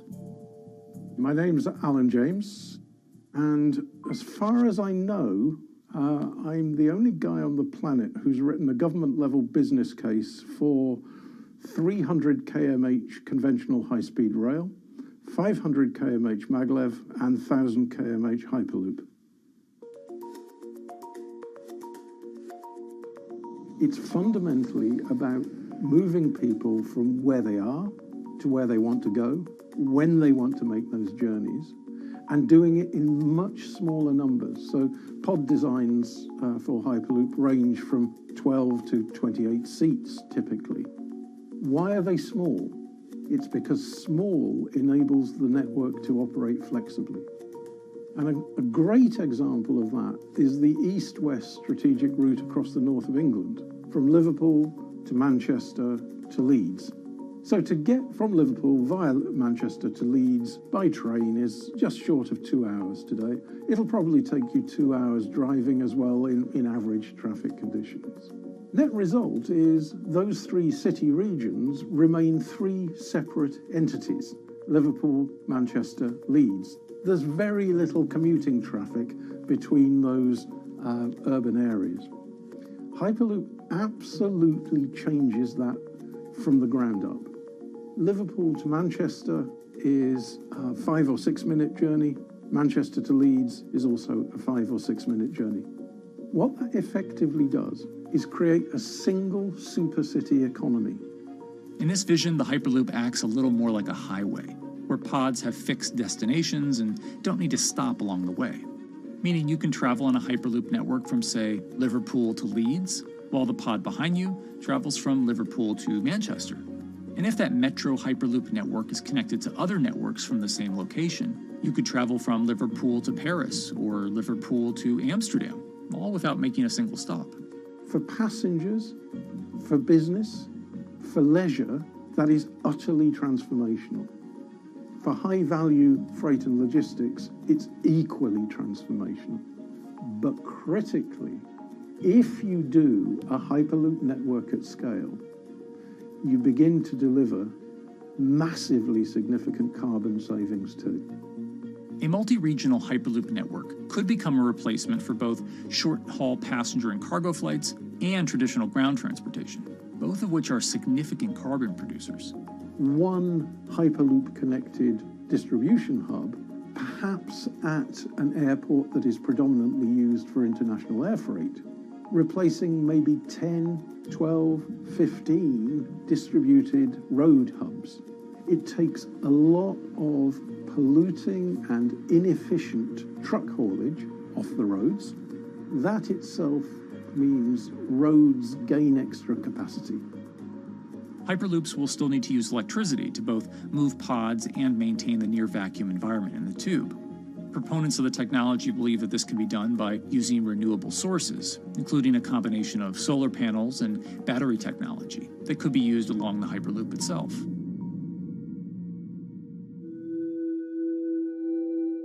But even with all multipliers of time and carbon emission savings that a Hyperloop network may provide, the investment capital required to actually build such a network becomes even more economically and politically daunting. Committing doesn't mean spending billions on day one. Committing means, how do we phase it?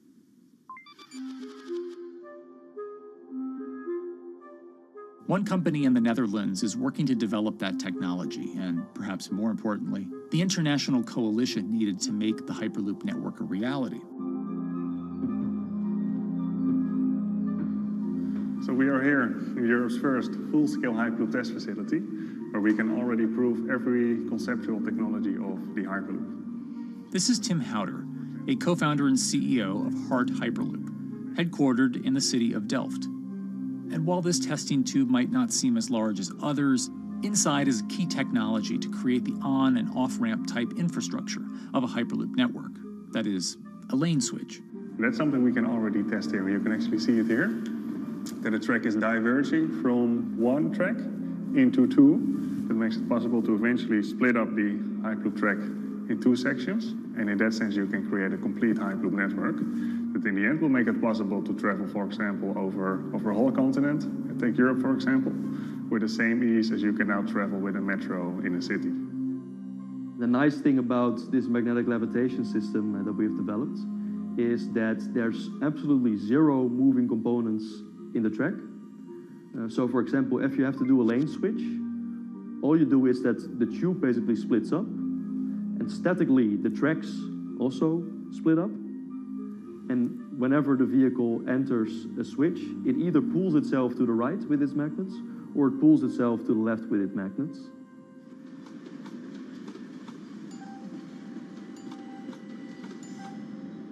Lane switching on traditional rail requires the physical movement of the rail. Even modern magnetic levitation tracks use lane switching techniques in order to transfer trains from one track to another. And this is a very crucial element, because this is the thing that limits the capacity and, in the end, the usefulness of the rail network. Because the moment that a track is switching, that means that at that moment you are creating an unsafe environment for the trains behind it. So you need a lot of space between trains. But in a Hyperloop, because you have no moving components in the track, all the vehicles can be much closer to each other. You can achieve a very high frequency and basically have vehicles moving and merging in and out of the network very much like a highway. For now, though, Hart's physical testing has been limited by the size of their tube. Because the test track is only 30 meters long, they haven't tested this lane switch at speeds greater than 20 kilometers per hour. However, the company is working to build a new test site where it plans to increase that testing speed to 300 kilometers per hour. We're now in a phase where we have proven most of the most important technologies in the test facilities that we already have. And we have also demonstrated the viability and the feasibility of a network. If you look at all the subsystems that it consists of, most of those are proven systems, already demonstrated in lab conditions. So we don't really believe that the technology itself is going to be the biggest challenge. Because for all Hyperloop companies out there, actually building a Hyperloop system requires more than just a good product. We're talking about the safety aspects, we're talking about integration into the environment, we're talking about the social aspects. Do people feel comfortable traveling in such a system? So it's about all these different aspects, and the complexity is really getting all the different stakeholders that are relevant and that do need to contribute to bring this to market, to get them all following the same roadmap.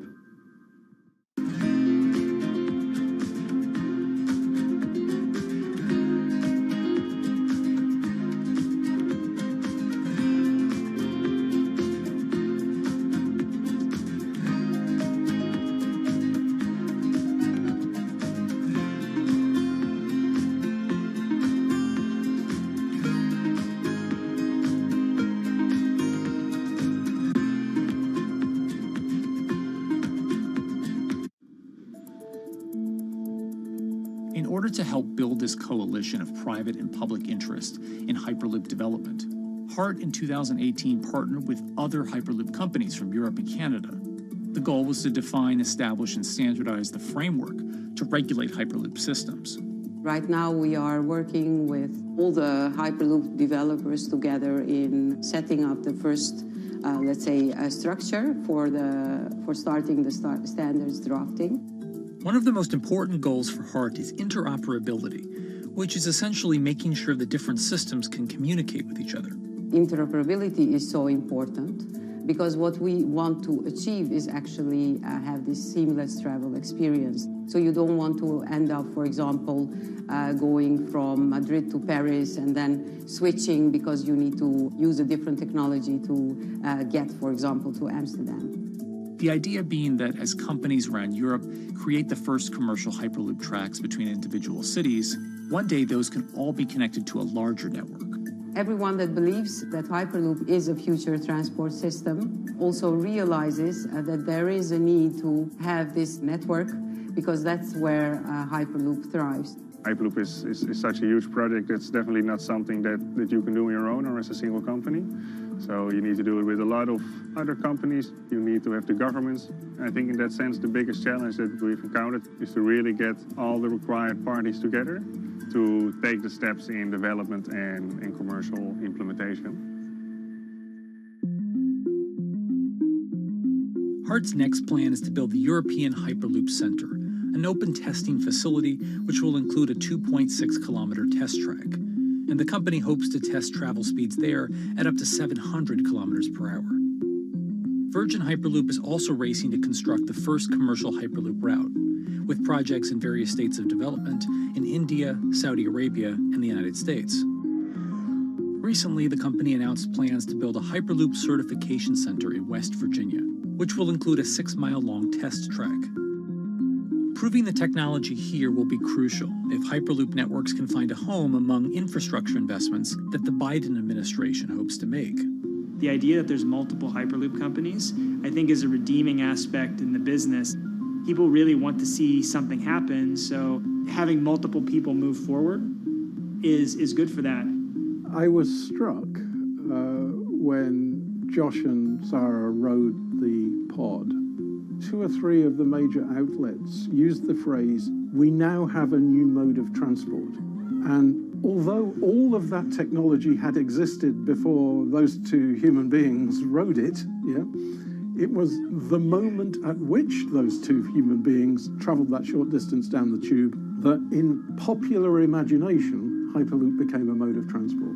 The metaphor I use with my team is that, the Wright brothers were first, but none of us fly on Wright brothers airlines anymore. If you don't continue to innovate, you're not going to be around, and so we'll continue to be at the forefront of building Hyperloop. Back in 2013, Elon had an idea. I think the difference now in 2021 is some brilliant engineers have spent real time grinding out the details. And I thoroughly expect the next 3 to 5 years to be decisive.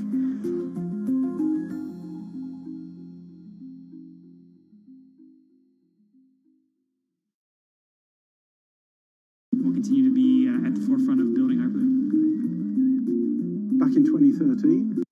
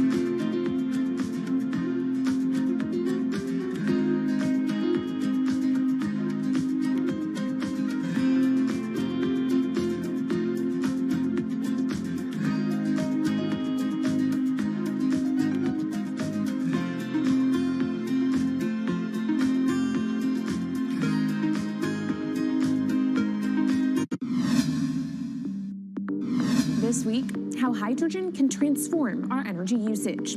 We'll look at why the universe's most abundant element could be a game changer in the climate revolution. Hydrogen technologies are not new. They are used in other sectors. We use them in space on our rockets, and we don't need the laws of physics to change to be able to use hydrogen on our planes. From iron ore to green hydrogen, one of Australia's richest men tells us about his pivot to sustainable energy. Let's take action. It's practical, it's implementable. Let's do it now. Plus, the hydrogen revolution. We'll speak with the CEO of Italian utilities firm Snam about his new book and how green hydrogen could be competitive within 5 years. Costs are coming down and people are waking up to the fact that it's the only way to decarbonize certain sectors. From Bloomberg's global headquarters in New York, I'm Kaylee Lyons, and this is Bloomberg Green.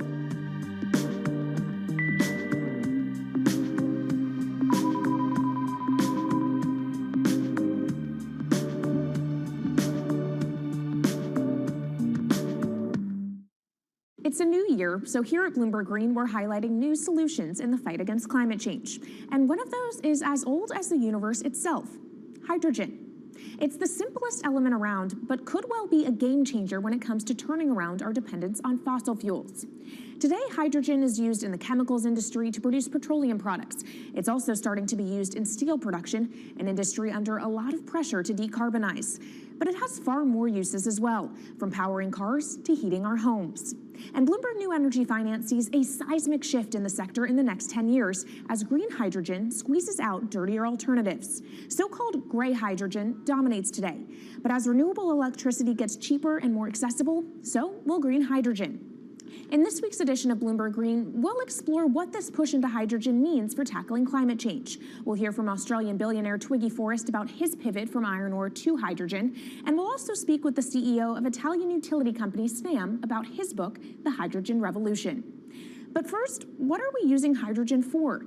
And why does it actually matter? Christine Lee Edwards explains. Hydrogen, the most plentiful element in the universe. On Earth, we find it mostly bonded to oxygen in the form of water, or in other gases known as hydrocarbons. Hydrogen gas, H2, burns hot and clean, making it an attractive tool in the race to net zero. But isolating hydrogen from other elements is no easy task. Today, the cheapest way to do this is via chemical processes that break up natural gas. This releases a lot of carbon dioxide. Another method is to use electricity to split water molecules in a process called electrolysis. Although there is no carbon byproduct, a lot of electricity is needed. And if this power comes from burning coal or gas, it negates the zero emissions goals of using hydrogen to begin with. Hydrogen produced in this way, powered by fossil fuels, is called gray hydrogen. If carbon capture and storage is used together with fossil fuels, then it becomes blue hydrogen.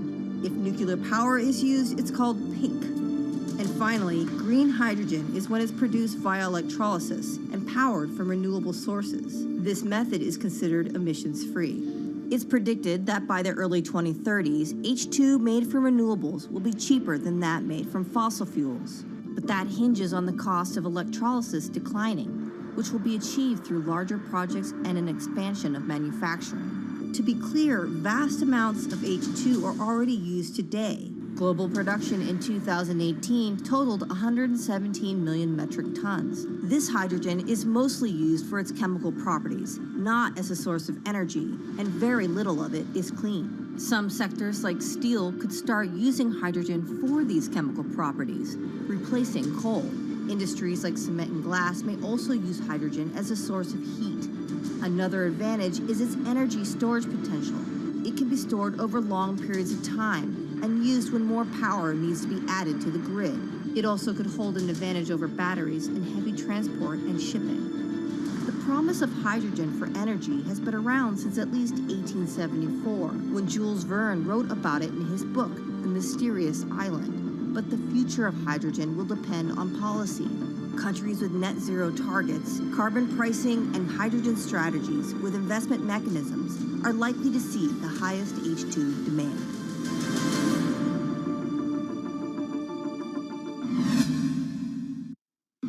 That was Bloomberg's Christine Lee Edwards explaining what hydrogen means for the energy transition. But how are businesses approaching the sector? Well, one of Australia's richest men is making a big play into hydrogen. Andrew Forrest, better known as Twiggy, made his fortune from iron ore, being the chairman, former CEO, and major shareholder in Fortescue Metals, one of the world's biggest miners. But after having made over $10 billion in profit from the metal in the last fiscal year, Twiggy wants to transform Fortescue into a clean energy company. He's been scouring the planet in search of investment opportunities in hydrogen and renewables. The firm plans to allocate up to 10% of its annual profits for green energy investments and is exploring projects across the globe, from Indonesia to Argentina. Francine Lacqua caught up with Twiggy Forrest. There's only one type of clean hydrogen, all the rest is dirty. Yeah. That is green. If you just say green hydrogen is clean, the rest is dirty, then you've actually nailed it. And, you know, anyone else who produces any other rubbish, any other argument, just look them there and say, why is global warming accelerating if anything you're saying is true? And then you'll know, actually, it's greenwashing. Yeah, but there's a lot of greenwashing because I keep on being told it's a transition. We can't just, make the transition at a click of a finger. So what are we doing wrong? What can we do better? I don't remember the personal computer having to transition the typewriter. I really don't remember that. I don't remember the smartphone having to transition the pocket calculator and the old landline. You know, its transition line is complete rubbish. The lie got put to it 2 days ago when JCB, a really loved British company, every right for the country to be proud of JCB, and Fortescue, holding a bit of a similar reputation, fantastic track record, everyone from super well from Fortescue, huge balance sheet, super strong. When those two companies got together and agreed a $7 to $9 billion agreement per annum, right, then that's a real wake-up call to say, hang on, green hydrogen is obviously commercial now. You know, every other form of fossil fuel hydrogen, you know, it can compete with it on price, it can probably lose on price, but what we know, it is cooking the planet.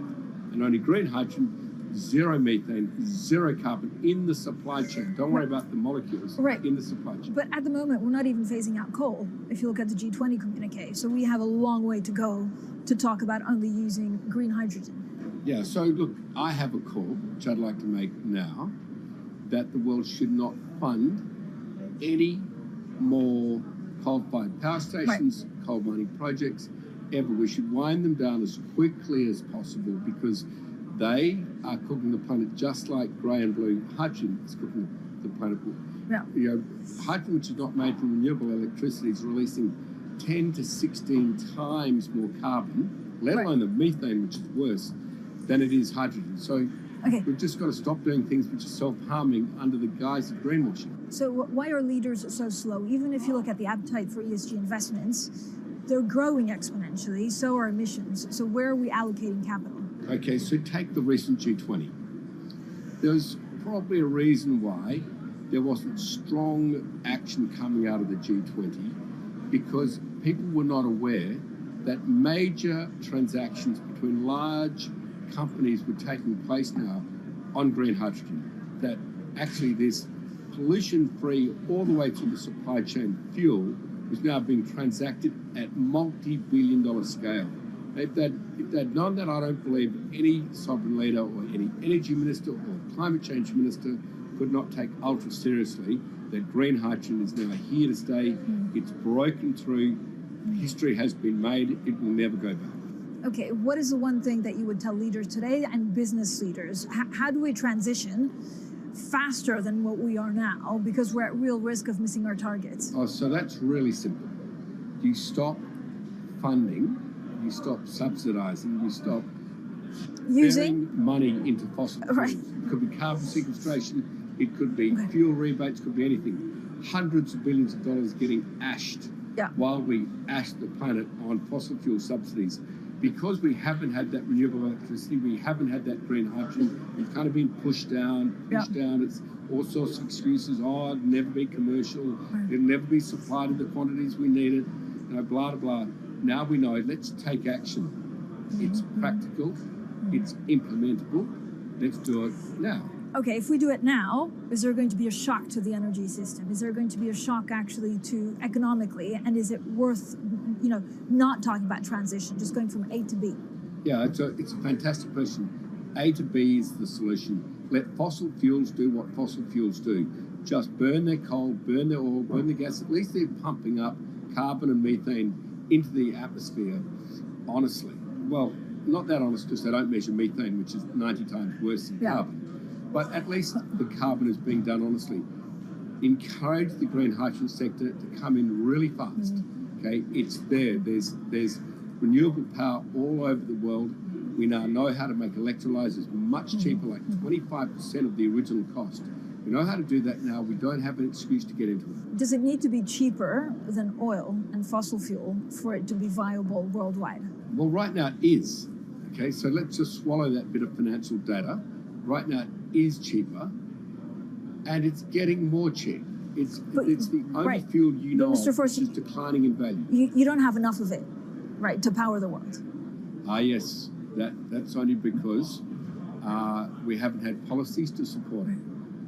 If we had policies to support it 5-10 years ago, it would be everywhere. You'd see the global warming budget start to come down. Yeah. Now, we've got 5 or 10 years to make a huge difference. I need policy leaders all over the world to appreciate now, okay, big business is transacting with green hydrogen in multi-billion-dollar agreements. Right. We now know it's here and it's here to stay. Let's spread it everywhere. Coming up on the program, the hydrogen revolution. We'll speak with the CEO of Italian utility firm Snam about his new book and why he thinks green hydrogen will be competitive in just 5 years. Plus, how are airlines working to become more sustainable?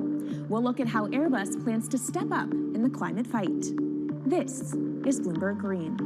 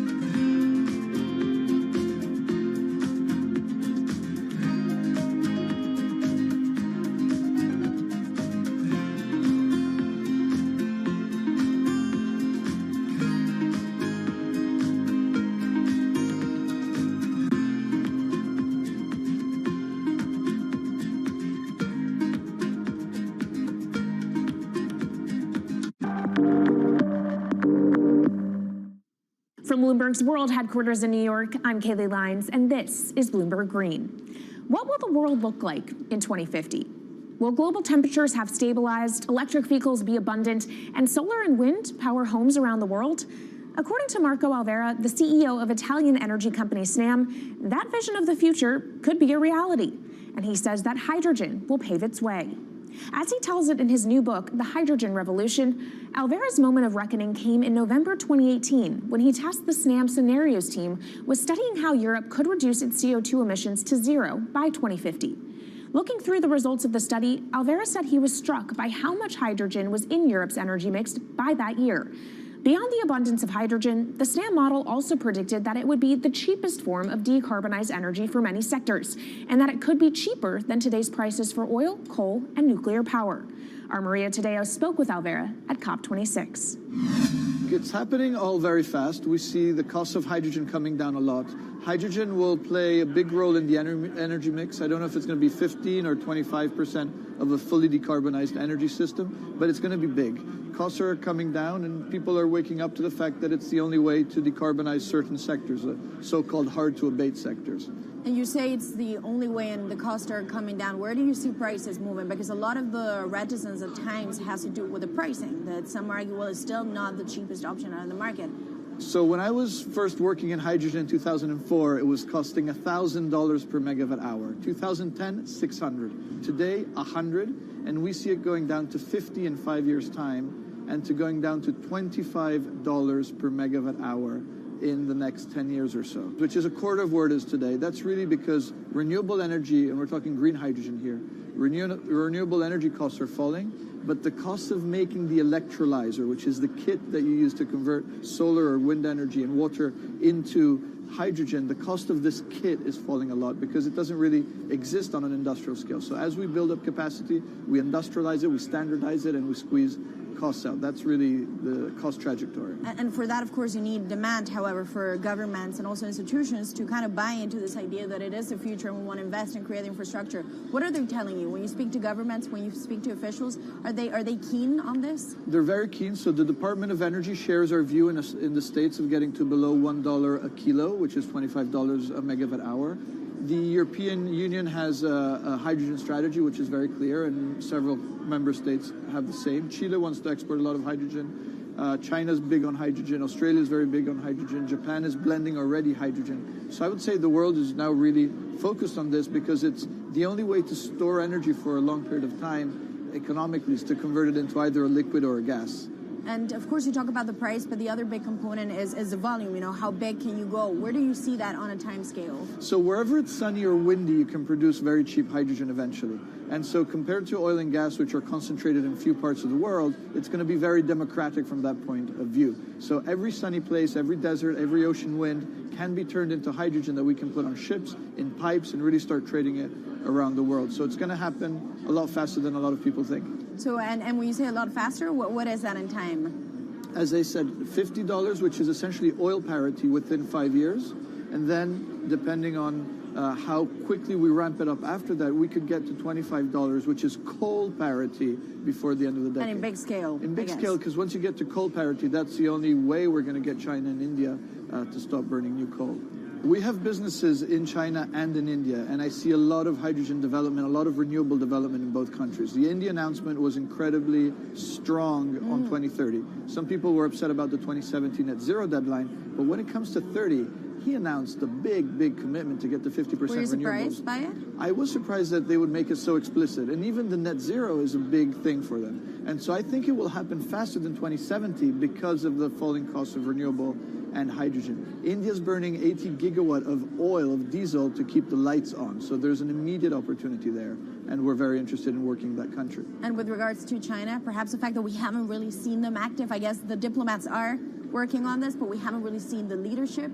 It's going to be technology, it's going to be industry. I think China has committed to a net zero, which is very important. At the G20, China was clearly behind the 1.5 degrees. So I think a lot has been achieved between the G20 and COP, and I think what's really important is to see in the coming years how quick. It's in our hands to make part of this happen in 5 years, or it could otherwise happen in 15, 20 years. It's about building the projects. The capital is there. We saw how many trillions of dollars are already committed. What's missing is really the projects, and that's where companies like us step in. Marco Alvera, CEO of SNAM there, speaking with our Maria Tadeo. Let's turn now to the aviation industry. It's a big contributor to global greenhouse gas emissions, and it's under pressure to change that. In October, the International Air Transport Association, a trade body representing airlines, approved a target of achieving net zero emissions by 2050. To achieve that, many airlines in the US and Europe are looking to buy sustainable aviation fuel made from renewable sources like used vegetable oil. Initiatives like these are pushing plane makers to come up with some radical new aircraft that will eventually cater to our growing appetite for travel without hurting the environment. We took a look at how Airbus, the world's #2 aircraft manufacturer, is stepping up to the challenge. How long until we can fly emission-free? Airbus says it's more confident by the day it can be done by its 2035 target. Airbus's CEO spoke about its ambitions for hydrogen-powered planes at the company's summit in France. The physics works. Hydrogen technologies are not new. They are used in other sectors. We use them in space on our rockets, and we don't need the laws of physics to change to be able to use hydrogen on our planes. So every day we become more confident, but we think we need to have a plane, we need to have the right fuels, the hydrogen available in the right quantity at the right place at the right time, and we need the regulations to be ready. So we really need the work and the collaboration of many people around the globe to make it happen on time. But it could be a long wait until green passenger jets go mainstream. Larger aircraft with more than 150 seats are not expected to feature globally until about 2050. That means manufacturers and airlines today are under growing pressure to ramp up short-term innovations to cut their carbon. In the long term, meeting the ambitious plans for so-called green hydrogen means building a giant industry almost from scratch. To make that happen, British airline EasyJet is among those saying governments need to get involved and fast. Aviation's emissions over the last 3 decades leading up to the pandemic grew by about 80% to over 1 gigaton, and that's projected to double by 2050. According to Bloomberg NEF, about half of the airlines with the largest global market share have set net zero targets by that same date, nearly 3 decades away. Coming up, from blue sky projects to the bottom line. We'll speak with our Bloomberg NEF expert, Meredith Annex, and dig into their models about how hydrogen fits into the future energy mix. This is Bloomberg Green.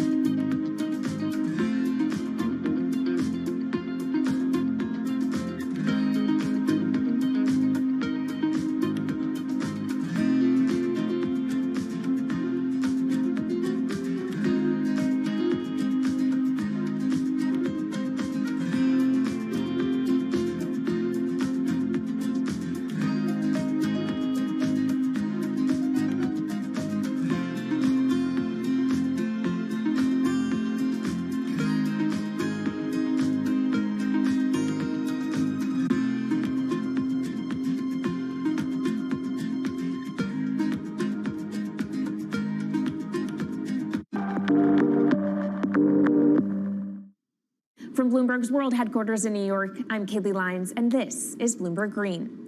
Now let's bring in Meredith Annex, our Bloomberg NEF hydrogen specialist, to talk more about how hydrogen could change the energy landscape. So Meredith, what place do you think hydrogen is likely to have in the future energy mix globally? Hydrogen's this incredible solution for us as we look to decarbonize because it's a perfect solution in areas that are hard to electrify. So where we like to think about hydrogen playing a role, it's in things like heavy industry, especially where you need a feedstock as well as energy source. and in things like dispatchable power, long-haul transport, maybe even shipping and aviation. That sounds great that it can be used for such diverse industries. At the end of the day, though, how much is this going to cost? Well, that's the amazing thing about hydrogen, because depending on how you make it, it can actually see significant cost declines in the future. So when we're talking about clean hydrogen, we usually mean green hydrogen produced from renewable electricity. And in that case, your hydrogen is almost as cheap as the renewables that are used to make it. So if you're in a place with really good renewable resources, you'll be able to have cheaper hydrogen. But even in places with less good resources, we think that hydrogen can be cheaper than $1 per kilogram, which is the price of unabated hydrogen today, and around $8 per million BTUs for those who prefer to think in energy units. And that can be achieved anywhere in the world by 2050, we believe. All right, so let's talk about kind of the pros and cons list. I don't know where cost fits into that, but what are the advantages to hydrogen over other renewables, and then what are the drawbacks? Yeah, main advantage is the fact that hydrogen can serve roles that electrons struggle with. And that's things like seasonal storage, for instance, or just anything where you need storability, where electrons are harder to store, hydrogen is going to be easier. That also leads to a downside, though, because hydrogen is less energy dense than the usual things that we use for storable energy today, like coal or oil or natural gas. So you will need more volume of storage to handle the same amount of energy. Let's talk about the viability as well and how it may differ in different geographies. What is your view on that? Yeah, so for green hydrogen, again, from renewable electricity, really places with the best renewable resources, things like Latin America or the Middle East, even Southern Europe, have really, really good potential for producing hydrogen. And then when you're looking at blue hydrogen, which is produced from natural gas or coal with carbon capture and storage, we do see that becoming more expensive than green hydrogen in the future, especially as renewable electricity costs come down. But that can be a viable option in places like the US Gulf Coast or Russia, where you've got good geological storage for the carbon, as well as ample natural gas that's quite cheap. All right, great breakdown. Thank you so much to our Meredith Annex, our Bloomberg NEF hydrogen specialist. And of course, you can get more from the Bloomberg NEF team on the terminal and online. And they've recently done a podcast called Hydrogen 101 as part of its Switched On series. So from iron ore titans pivoting to cleaner energy to talk of a hydrogen revolution, that's it from this week's edition of Bloomberg Green. We'll be back next week with a deep dive into the state of electric vehicles. And you can keep the conversation going by following us on YouTube, Instagram, and Twitter @Climate. I'm Kaylee Lyons from Bloomberg's world headquarters in New York, and this is Bloomberg Green.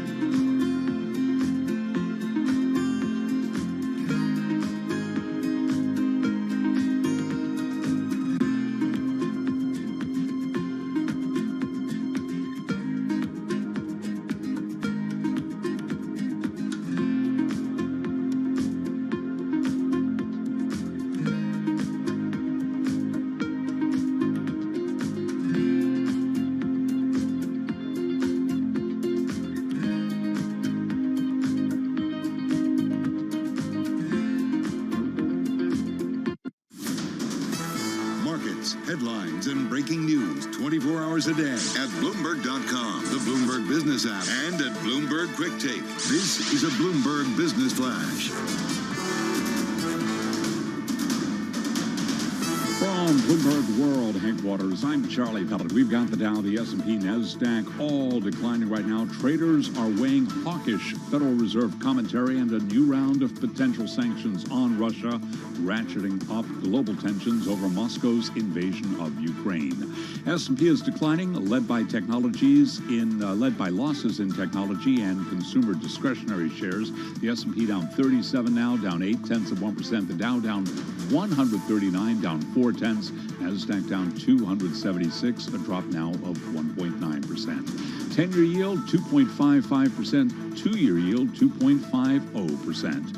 Federal Reserve Bank of Kansas City President Esther George says raising interest rates by 0.5 percentage point in May will be an option as the central bank confronts the hottest inflation in 40 years, though the size of the increase will need to be weighed alongside plans for shrinking the Fed's $8.9 trillion balance sheet.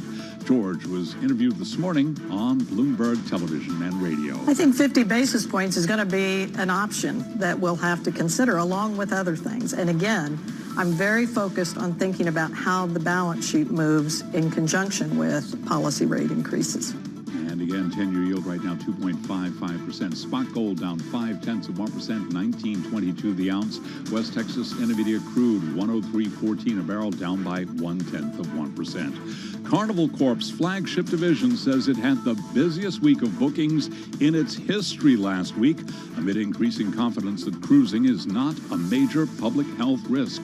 Carnival Corp shares up now by 2.6%. Rival Royal Caribbean up 0.2%. Norwegian Cruise Line Holdings also higher up by 1.3%. Recapping stocks lower with the S&P down 38, a drop now of 0.8%. I'm Charlie Pellet, and that is a Bloomberg Business Flash. This is Bloomberg Business Week.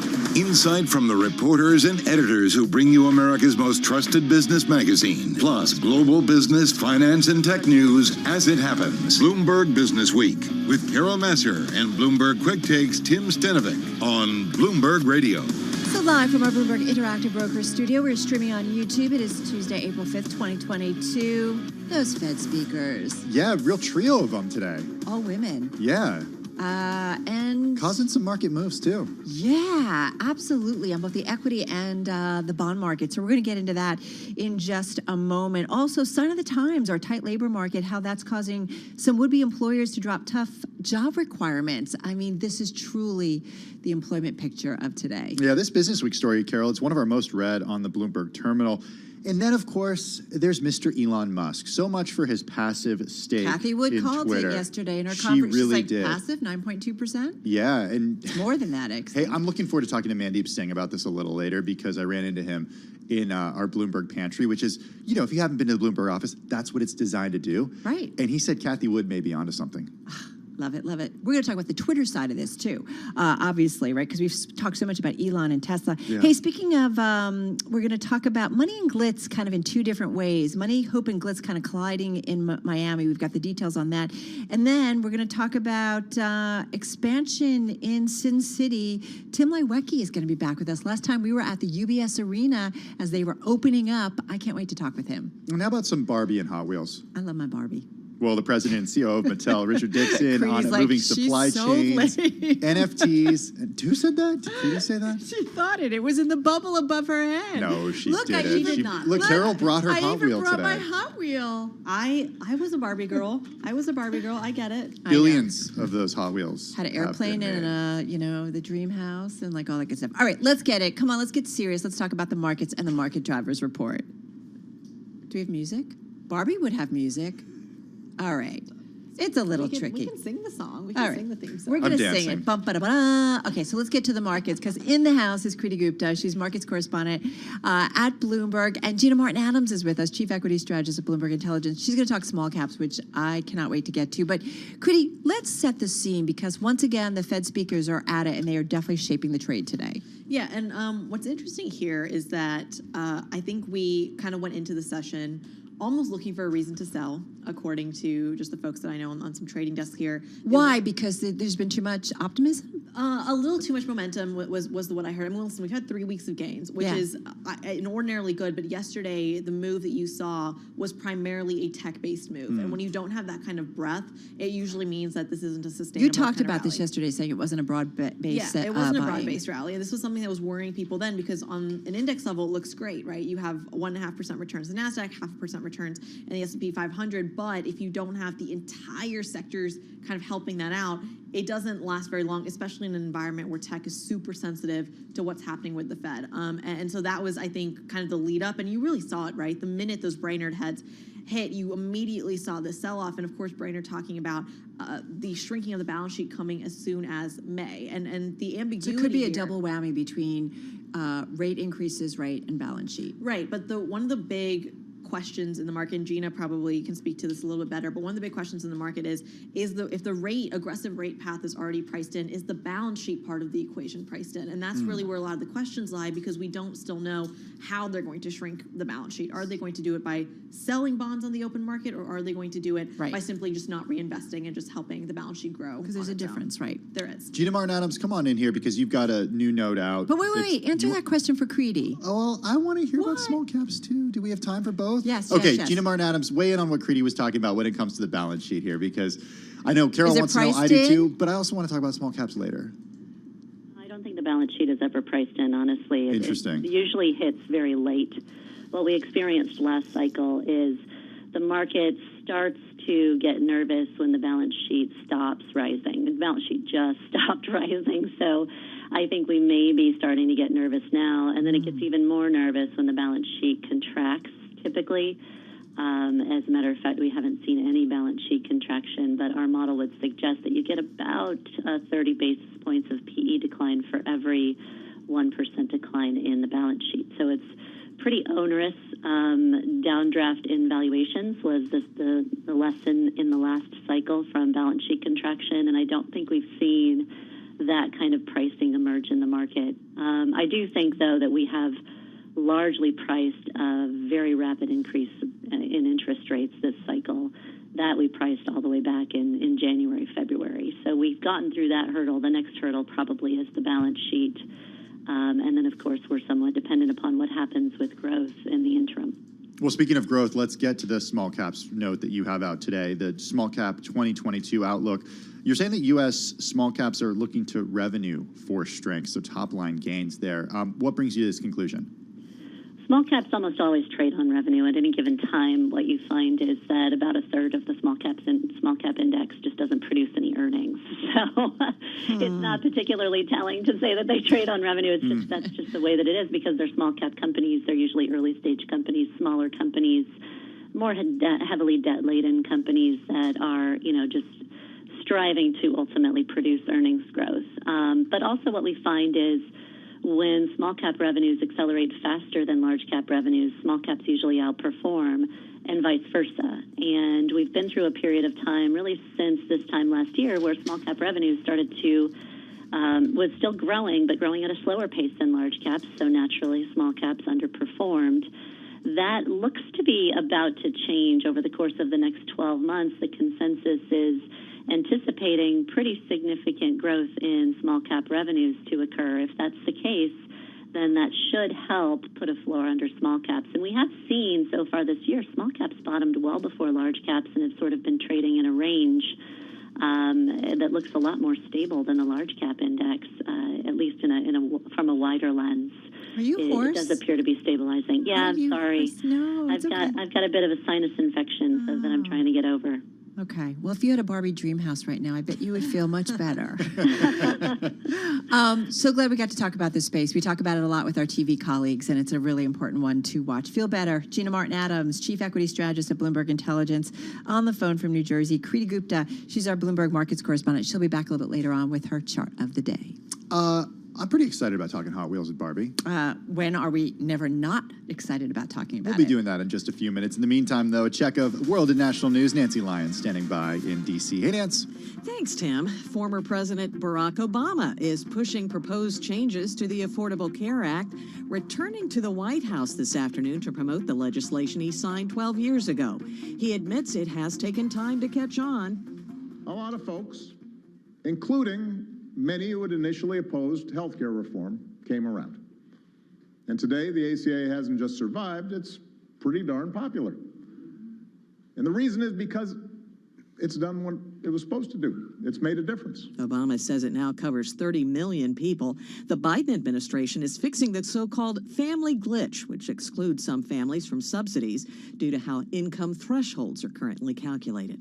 Well, it may be impossible to reach herd immunity given the nature of the COVID-19 virus. Herd immunity is the idea that the virus is no longer a threat once enough people are inoculated. But the Wall Street Journal reports immunity from SARS-CoV-2 is waning and the virus is constantly evolving. Dr. Anthony Fauci wrote an article in the Journal of Infectious Diseases explaining that because of the evolving nature of the virus, herd immunity may be unattainable.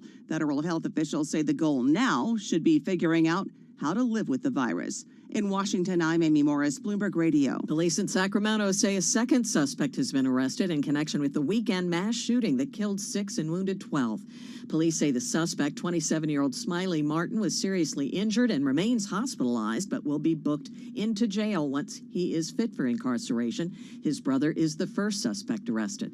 Global news 24 hours a day, on air and on Bloomberg Quick Take, powered by more than 2,700 journalists and analysts.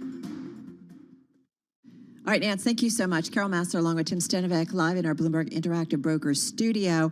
And I grew up in a golf family. My father was an incredible golfer. My 4 brothers are incredible golfers, uncles. I've never heard you talk about golf, though. No, I kind of am ticked off at my dad that, like, we didn't get to learn, me and my sisters. It's not too late. No, well, it is kind of, because he's not with us anymore. Oh, well, I was going to say it's not too late for you to learn. He was an incredible teacher, though, and really a great player. And we constantly had golf on in the house. I grew up watching tournaments. And there have been significant players. I got to meet Jack Nicklaus at one point, Arnie Palmer. Like, these are just, you know, older players that I certainly grew up watching. But, you know, there's nobody like some of the iconic players, including the iconic player of our time, Tiger Woods. Yeah, you might have seen a news alert about this earlier today, because this is big news. Tiger Woods saying that he'll probably tee off at the Masters Golf Tournament in Augusta, Georgia on Thursday.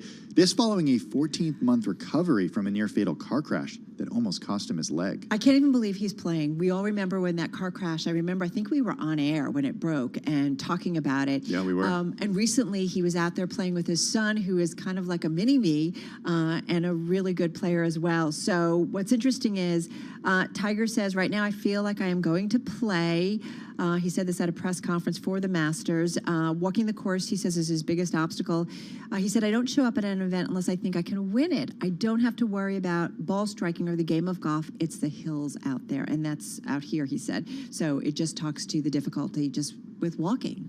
For weeks, speculation has ebbed and flowed whether the 5-time champion would make one of the more improbable returns to elite-level golf. A little more than a year ago, he was in the hospital after wrecking his car and almost had to have his leg amputated. God, he's become the first athlete of any sport to earn $1 billion. Wow. Which is pretty amazing.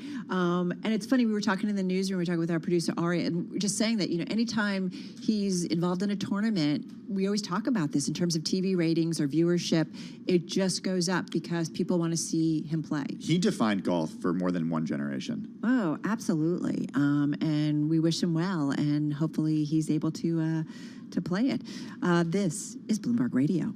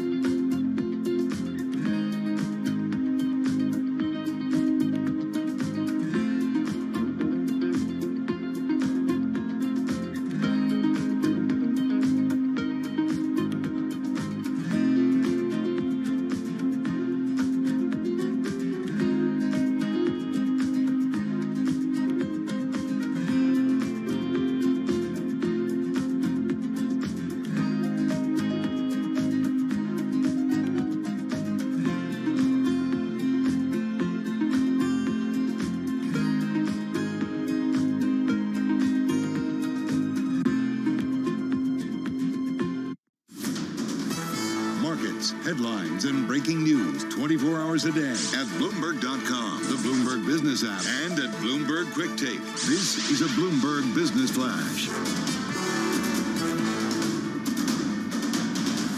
From Bloomberg World Headquarters, I'm Charlie Pellet. We've got the Dow, the S&P, NASDAQ all on the minus side. Equities and bonds falling as traders weigh hawkish Federal Reserve commentary and a new round of potential sanctions on Russia, ratcheting up global tensions over Moscow's invasion of Ukraine.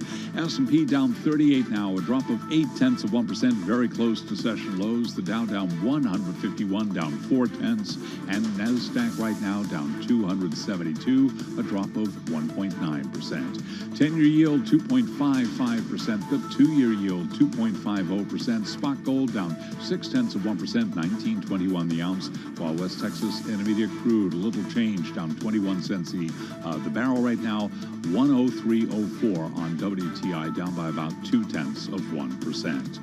Twitter shares pushing higher up another 3% today. Twitter has named Elon Musk to its board a day after it was disclosed that the CEO of Tesla was the social media company's largest shareholder. So again, up another 2.8% today on Twitter. Twitter yesterday was up by 27%. Recapping, stocks lower, S&P down 0.8. I'm Charlie Pellet. That is our Bloomberg Business Flash. All right, Charlie, thank you so much. You're listening to Bloomberg Business Week. Carol Master along with Tim Stenovic. So been keeping a watch on Mattel. Shares, by the way, are up about 23% since a recent low last October. They're up 6% year to date. We've often checked in with the company's CEO, and we've got another key member of the C-suite, our next guest, who we last caught up with about a year ago. Great to have back with us the president and COO of Mattel, Richard Dixon. He is here in our Bloomberg Interactive Broker studio. How are you? I'm well. Thank you for having me. It's good to see you in person and be here with everybody in person. It feels like a little bit more normal. It's definitely more normal, without a doubt. But the world, not so normal. No, for sure. Well, it's a new normal. It means it's changing every day. So talk to us, Richard, about this new normal. Like, what is it in terms of running a company in this environment where things feel like they keep coming at us from all different angles, and maybe just as we start to feel like supply chain, so important to you guys, start to ease, then they get kind of upended again. Yeah. So what's this like? Well, look, I think we're all dealing with lots of changes, both cultural, systemic, political. We're living in a day and age where nothing is the same. There is a degree of excitement around it as well when you're running a company. The pivots, the flexibility, the degree of speed in which we need to move and make decisions, particularly for a company like Mattel, which is this storied, legendary toy company.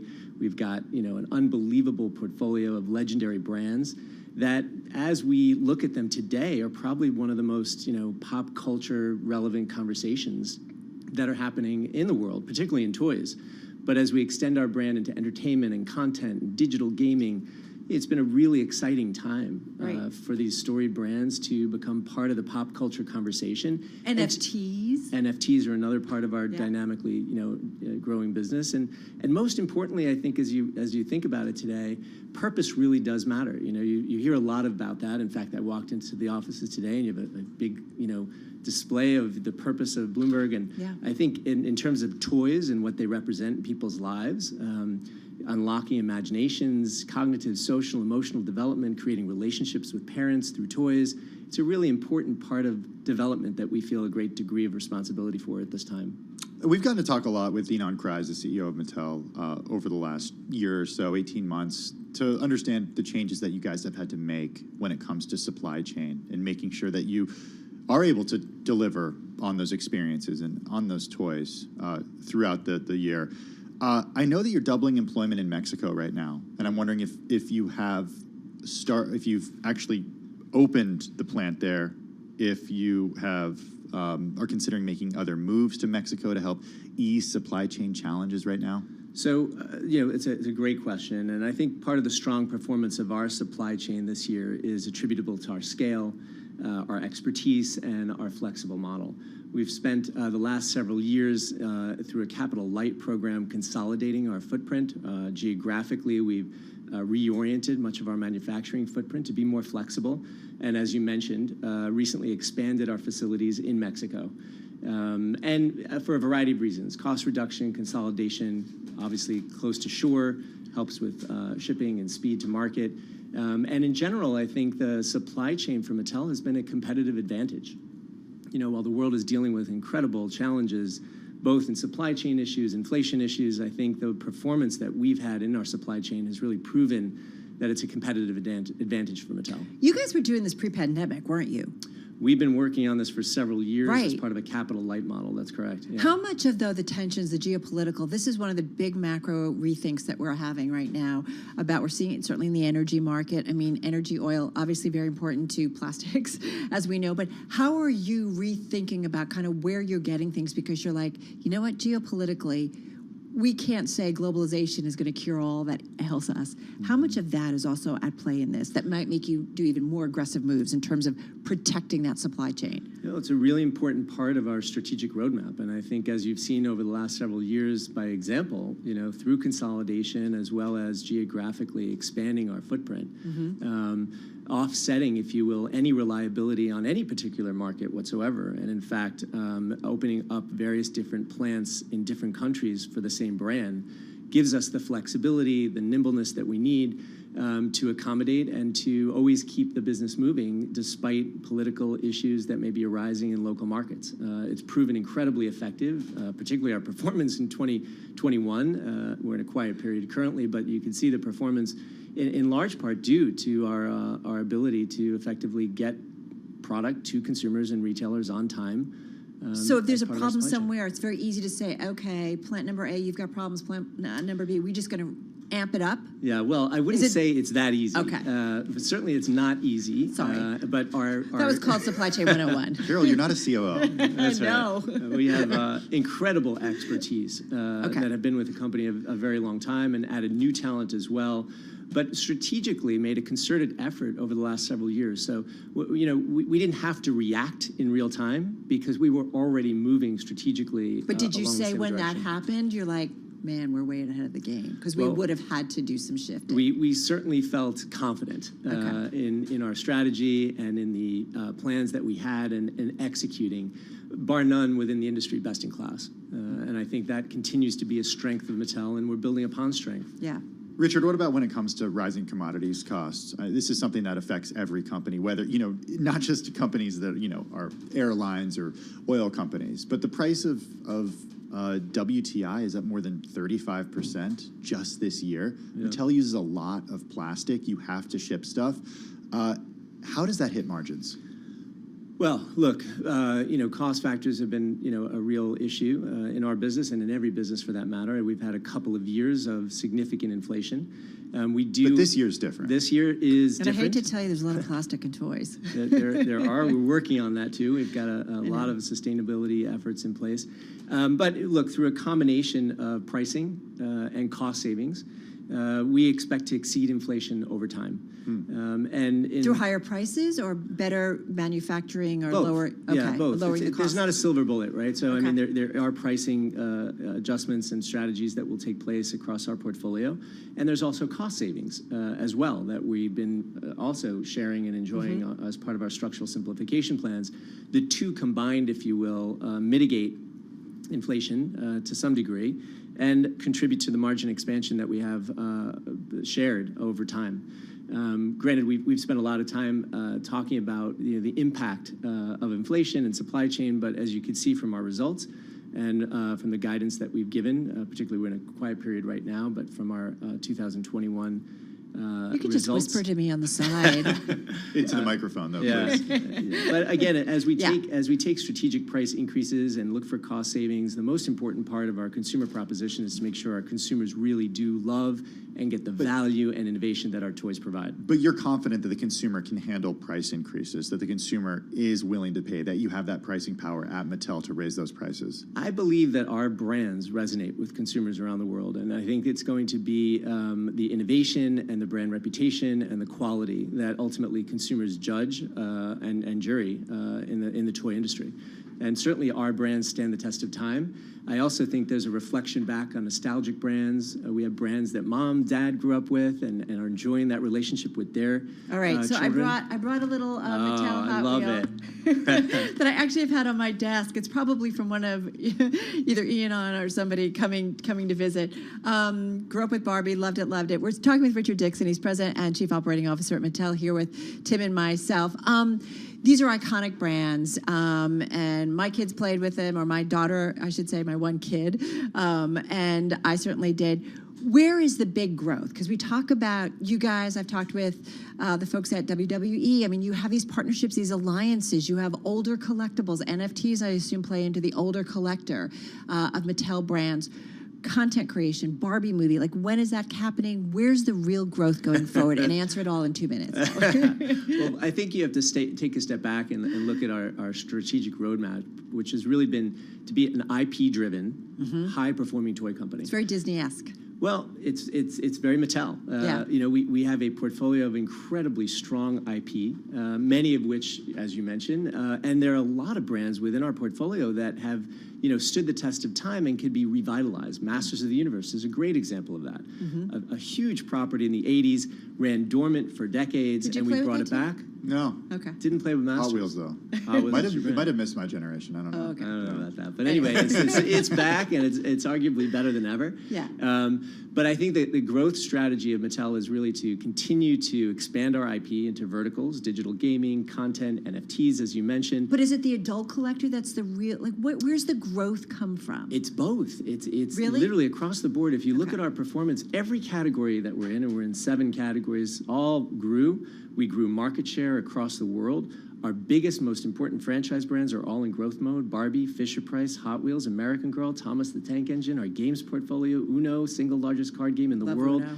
You know, we've done a lot of work revitalizing our brands with the Mattel Playbook that we take a lot of pride in. Innovation, cultural relevance, and executional excellence have been the forefront of making our business successful. When you're thinking about communicating to potential customers, the marketing of this, how big of a play is nostalgia? I mean, I think about my dad is probably more into Hot Wheels than my 3-year-old at this point. But he's been into Hot Wheels his whole life. I love it. I love it. So are you trying to reach him, or are you trying to reach my 3-year-old? I think, first of all, that's a great example of what we believe our growth strategy offers us, is a multi-generational appeal. You know, we obviously have a core-based business with kids 3 to 8, and some younger, some older. But as the brand themselves, Hot Wheels, Barbie, and others have affinity and emotional connection, we have a collector audience that's growing rapidly and becomes an incremental part of our toy business. So again, when you look at our 2022 and 2023 trajectories, growth in our core franchises with our core audience, and then incrementality with adults and collectors that are going to be really exciting going forward. Barbie movie production start this month? It started. We're in 2nd week in production. It is unbelievable. Where are they filming? I might want to like pop. I can't disclose all the information, but what I can disclose is being on set was absolutely magical, and it's going to be a pop culture Ken conversation. And Barbie, for man, sure. the actor is playing There you them. go. Richard Dixon, thank you so much. Yes, thank you. Look Great forward- spending time with both of you. Great to have you here. Richard Dixon, he's the president and chief operating officer at Mattel here in studio. Well, let's get to Charlie Bellett for an update on the trading day. 90 minutes to go, Charlie. How's it going? Indeed, 90 minutes and stocks lower across the board. Mattel shares down 0.6% so far this year. The stock up 6.2%. We've got the Dow, the S&P, NASDAQ all declining. Traders are weighing hawkish Federal Reserve commentary and a new round of potential sanctions on Russia, ratcheting up global tensions over Moscow's invasion of Ukraine. S&P right now down 38 points, just about session lows, down 0.8%. The Dow down 157, down by about 0.5%, and NASDAQ lower by 270 points now, down by 1.9%. 10-year yield 2.55%, the 2-year yield 2.50%. Spot gold down 0.6%, $19.22 the ounce. West Texas Intermediate crude down 1.3%, 101.97 for a barrel of WTI.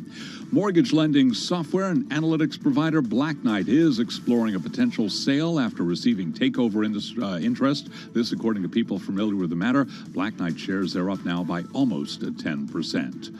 Shanghai is reporting more than 13,000 daily COVID-19 cases for the first time as a sweeping lockdown of its 25 million residents and mass testing uncovered an extensive spread of the highly infectious Omicron variant. Researchers are monitoring new subtypes of the Omicron strain. Dr. Amish Adalja is senior scholar at the Johns Hopkins Center for Health Security. And what we've seen, and remember, BA2, even though we think it's something new or call it something new, it's still another version of Omicron. It seems to be less virulent than Delta. It seems to be less virulent than other forms of this virus. And that may be because some of the mutations that it has have affected its ability to cause disease. That doesn't mean it doesn't cause disease. We certainly have had people die and be hospitalized, but it's less likely to do that on a pound-for-pound basis versus something like Delta, for example. And it's especially less likely to do that if you've been fully vaccinated. Dr. Adalja with the Johns Hopkins Bloomberg School of Public Health, which is supported by Michael R. Bloomberg, founder of Bloomberg LP and Bloomberg Philanthropies. Checking some of the vaccine stocks that we follow on a regular basis. Mixed picture, Pfizer up 0.5%. Its German partner BioNTech, its ADRs down 2.8%. AstraZeneca's ADRs up 1%. Moderna out of Cambridge, Massachusetts, dropping 6.4%. Johnson & Johnson up by 1%.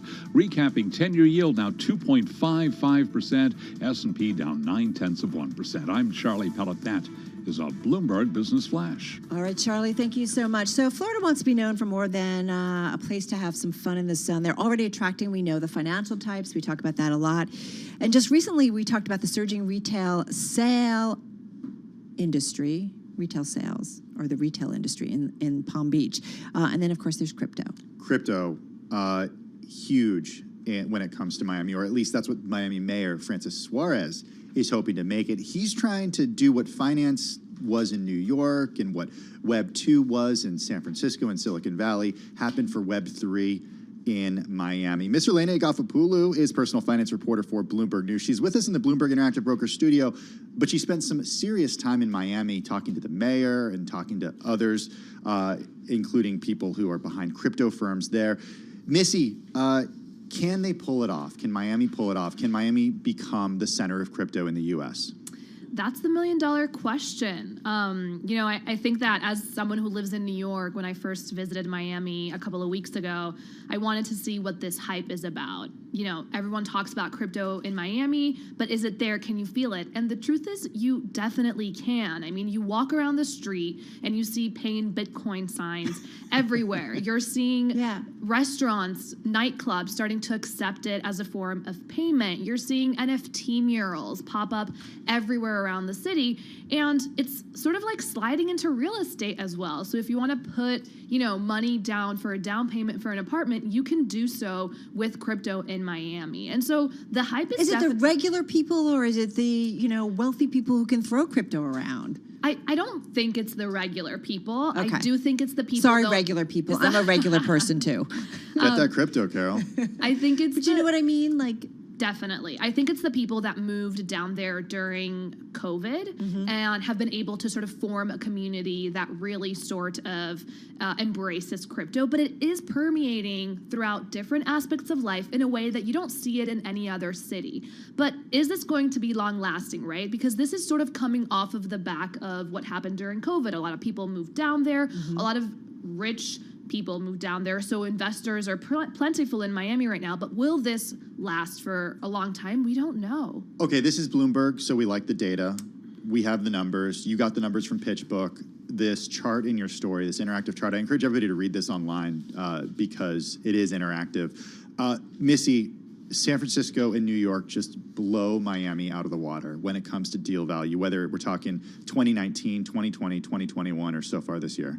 Yeah, I mean, Miami crypto startups have attracted a sliver of the money that San Francisco and New York have attracted. We have them here. This is for crypto too, so this is specific to crypto. Exactly, but I mean, throughout the whole industry, right. the difference is way bigger. So wait, this is tracking money going into crypto startups in Miami, and that number is compared to San Francisco and New York. Exactly, in Miami that number is 838 million. In San Francisco, it's 12.7 billion. In New York, it's 7 billion. Okay, the numbers don't lie. The numbers don't lie, but look at the year-over-year increase that Miami saw. Do as I do, not as I say. This is like really what's happening, right? Exactly. But again, the year-over-year increase that Miami saw between 2020 and 2021, it's crazy. They went from 6 million into crypto startups in 2020 to 700 million into crypto startups within a year, serious right? growth. And so you see the growth there. It's going to take time to reach the levels that New York and San Francisco are in, but we're seeing this crazy growth. So when we think about crypto, I do wonder about how you create a crypto infrastructure world, right? Are there other cities that are making moves to actually kind of provide an environment where it's easy and fluid to kind of move within crypto? Definitely. New York is one of them. We saw Mayor Eric Adams go. But I'm not doing anything in crypto. Yeah, it's definitely not happening in the way it's happening in Miami. I'll put it that way. I think that sort of organizational sort of campaign that the mayor brought forth really attracted people. And we talked. Is he still getting paid in crypto? I don't think so. Just saying. We spoke to the blockchain.com CEO who moved his offices down to Miami, and he told us that he was actually negotiating with several states when COVID hit to decide where he would move his headquarters to. And when I asked him, why Miami, he said that the vision the mayor had really just convinced him to do it. Because for a company like blockchain.com, think about how much easier it is to actually retain talent and attract talent in a city where crypto is something that everyone is sort of on board with. So for him, he was like, I can hire people here that I may not necessarally be able to hire it's like a in lab, other right? cities. If you think about, you could be part of that lab in this experiment, this grand Exactly. experiment. And he had the mayor come and speak to, on site at his company to all the workers there. And so that kind of interaction between city officials and people having a vision down there is really sort of prevalent in Miami. You did also write, though, Missy, about the governor of Florida and how that in his policies could prevent people from wanting to live there and relocating from New York or San Francisco, perhaps. Yeah, it's hard to separate Miami from the state of Florida, which it's based, and politics down there are very controversial for a lot of people. But what I will say is, it didn't seem to matter for all those people that decided to move down to Miami during COVID. And I think that tells us something.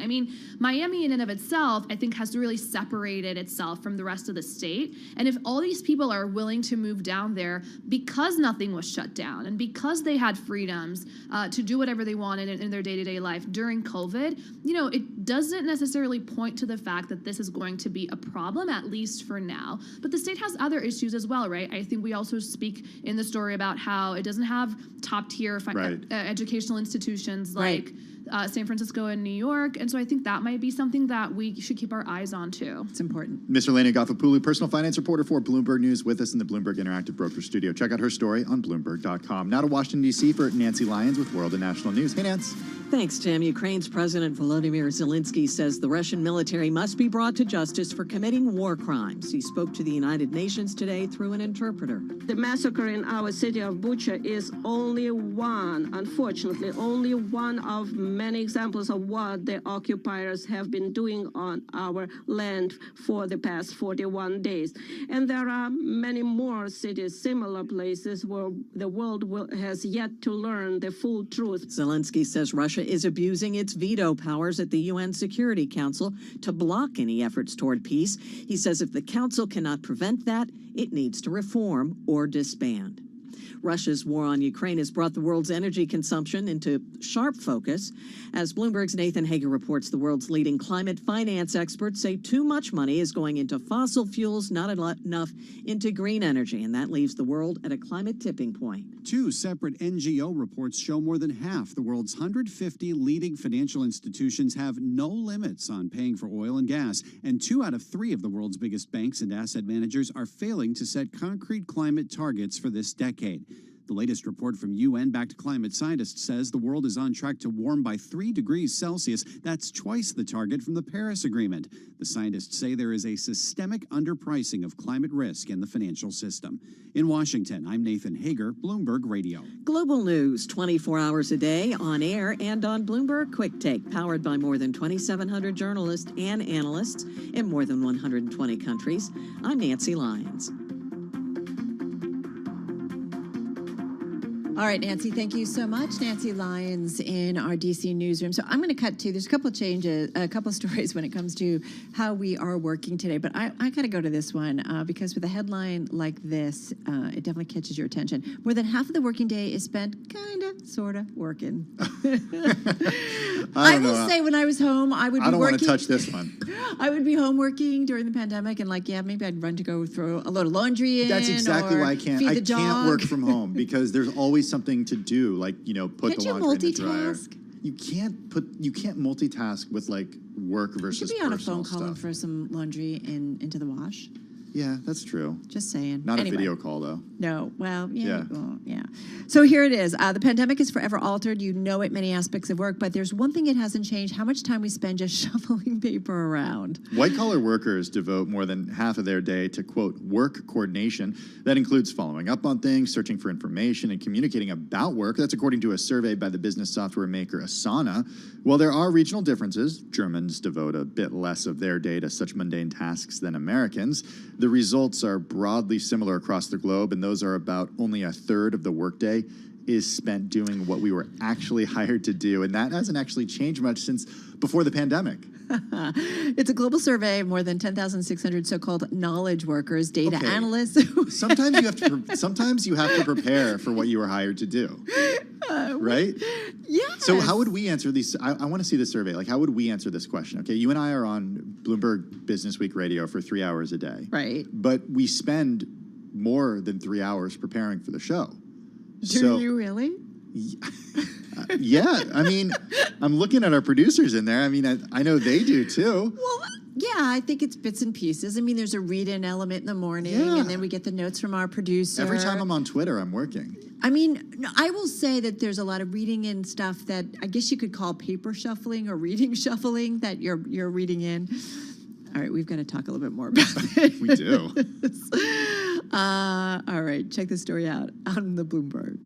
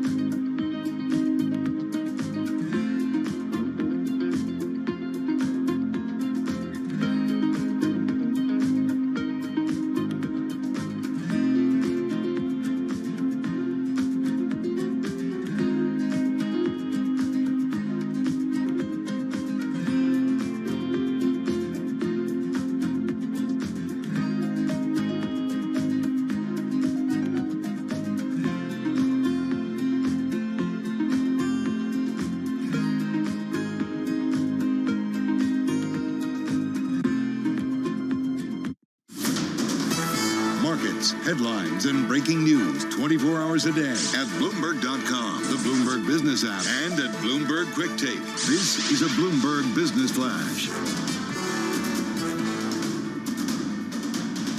From Bloomberg World Headquarters, I'm Charlie Pellet. To move lower for stocks with the Dow, the S&P, NASDAQ all in the red. Traders are weighing hawkish Federal Reserve commentary along with a new round of potential sanctions on Russia. S&P right now down 37, a drop of 0.8%. The Dow down 142, a decline of 0.4%.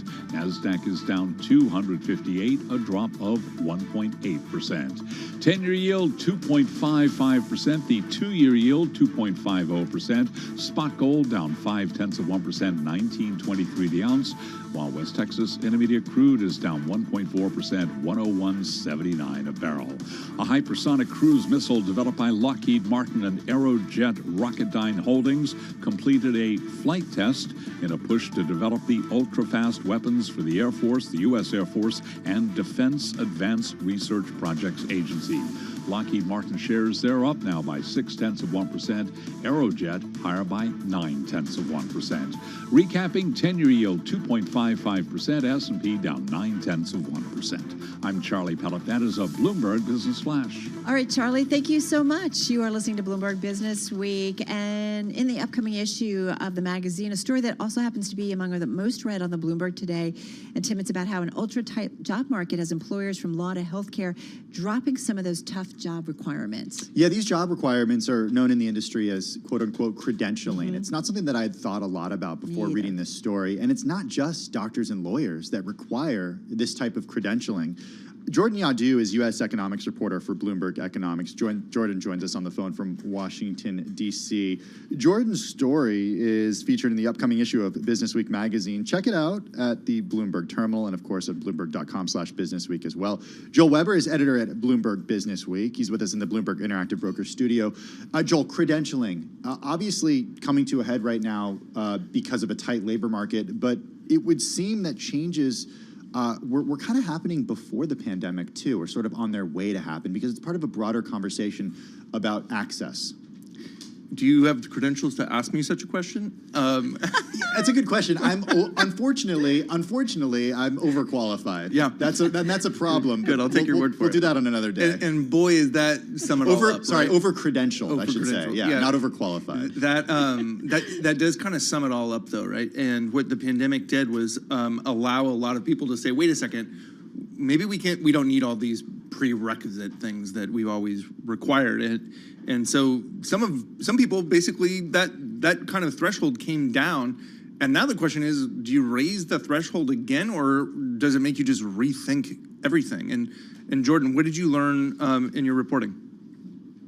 Well, what I learned, what was interesting for me here is so much of this conversation historically has been about workers who I guess you could say are sort of on the lower end of the labor market, or who work in fields that are sort of lower stakes, that have less interaction with people. So hairdressers, even florists, plumbers, these workers are all subjected to different types of licensing requirements. And for many years, a lot of policymakers across the spectrum have called for a reevaluation of these requirements. But I think what we're seeing in more recent years, really brought on by the pandemic, is this debate kind of broadening to include more white-collar advanced professions. So we're seeing it in law, we're seeing it in healthcare, in education, where you have either job shortages or you have, COVID causing disruption and causing us to question the status quo way of doing things. COVID has upended so many conventions when it comes to work, when it comes to... And it's interesting now that we're 2 years out to see what might stick, where, in which cases we might kind of snap back to how things were done historically, or if people will use this as an opportunity to kind of reevaluate not just that 9-to-5 office routine, but sort of the path to getting there. Jordan, there's a stat that really jumped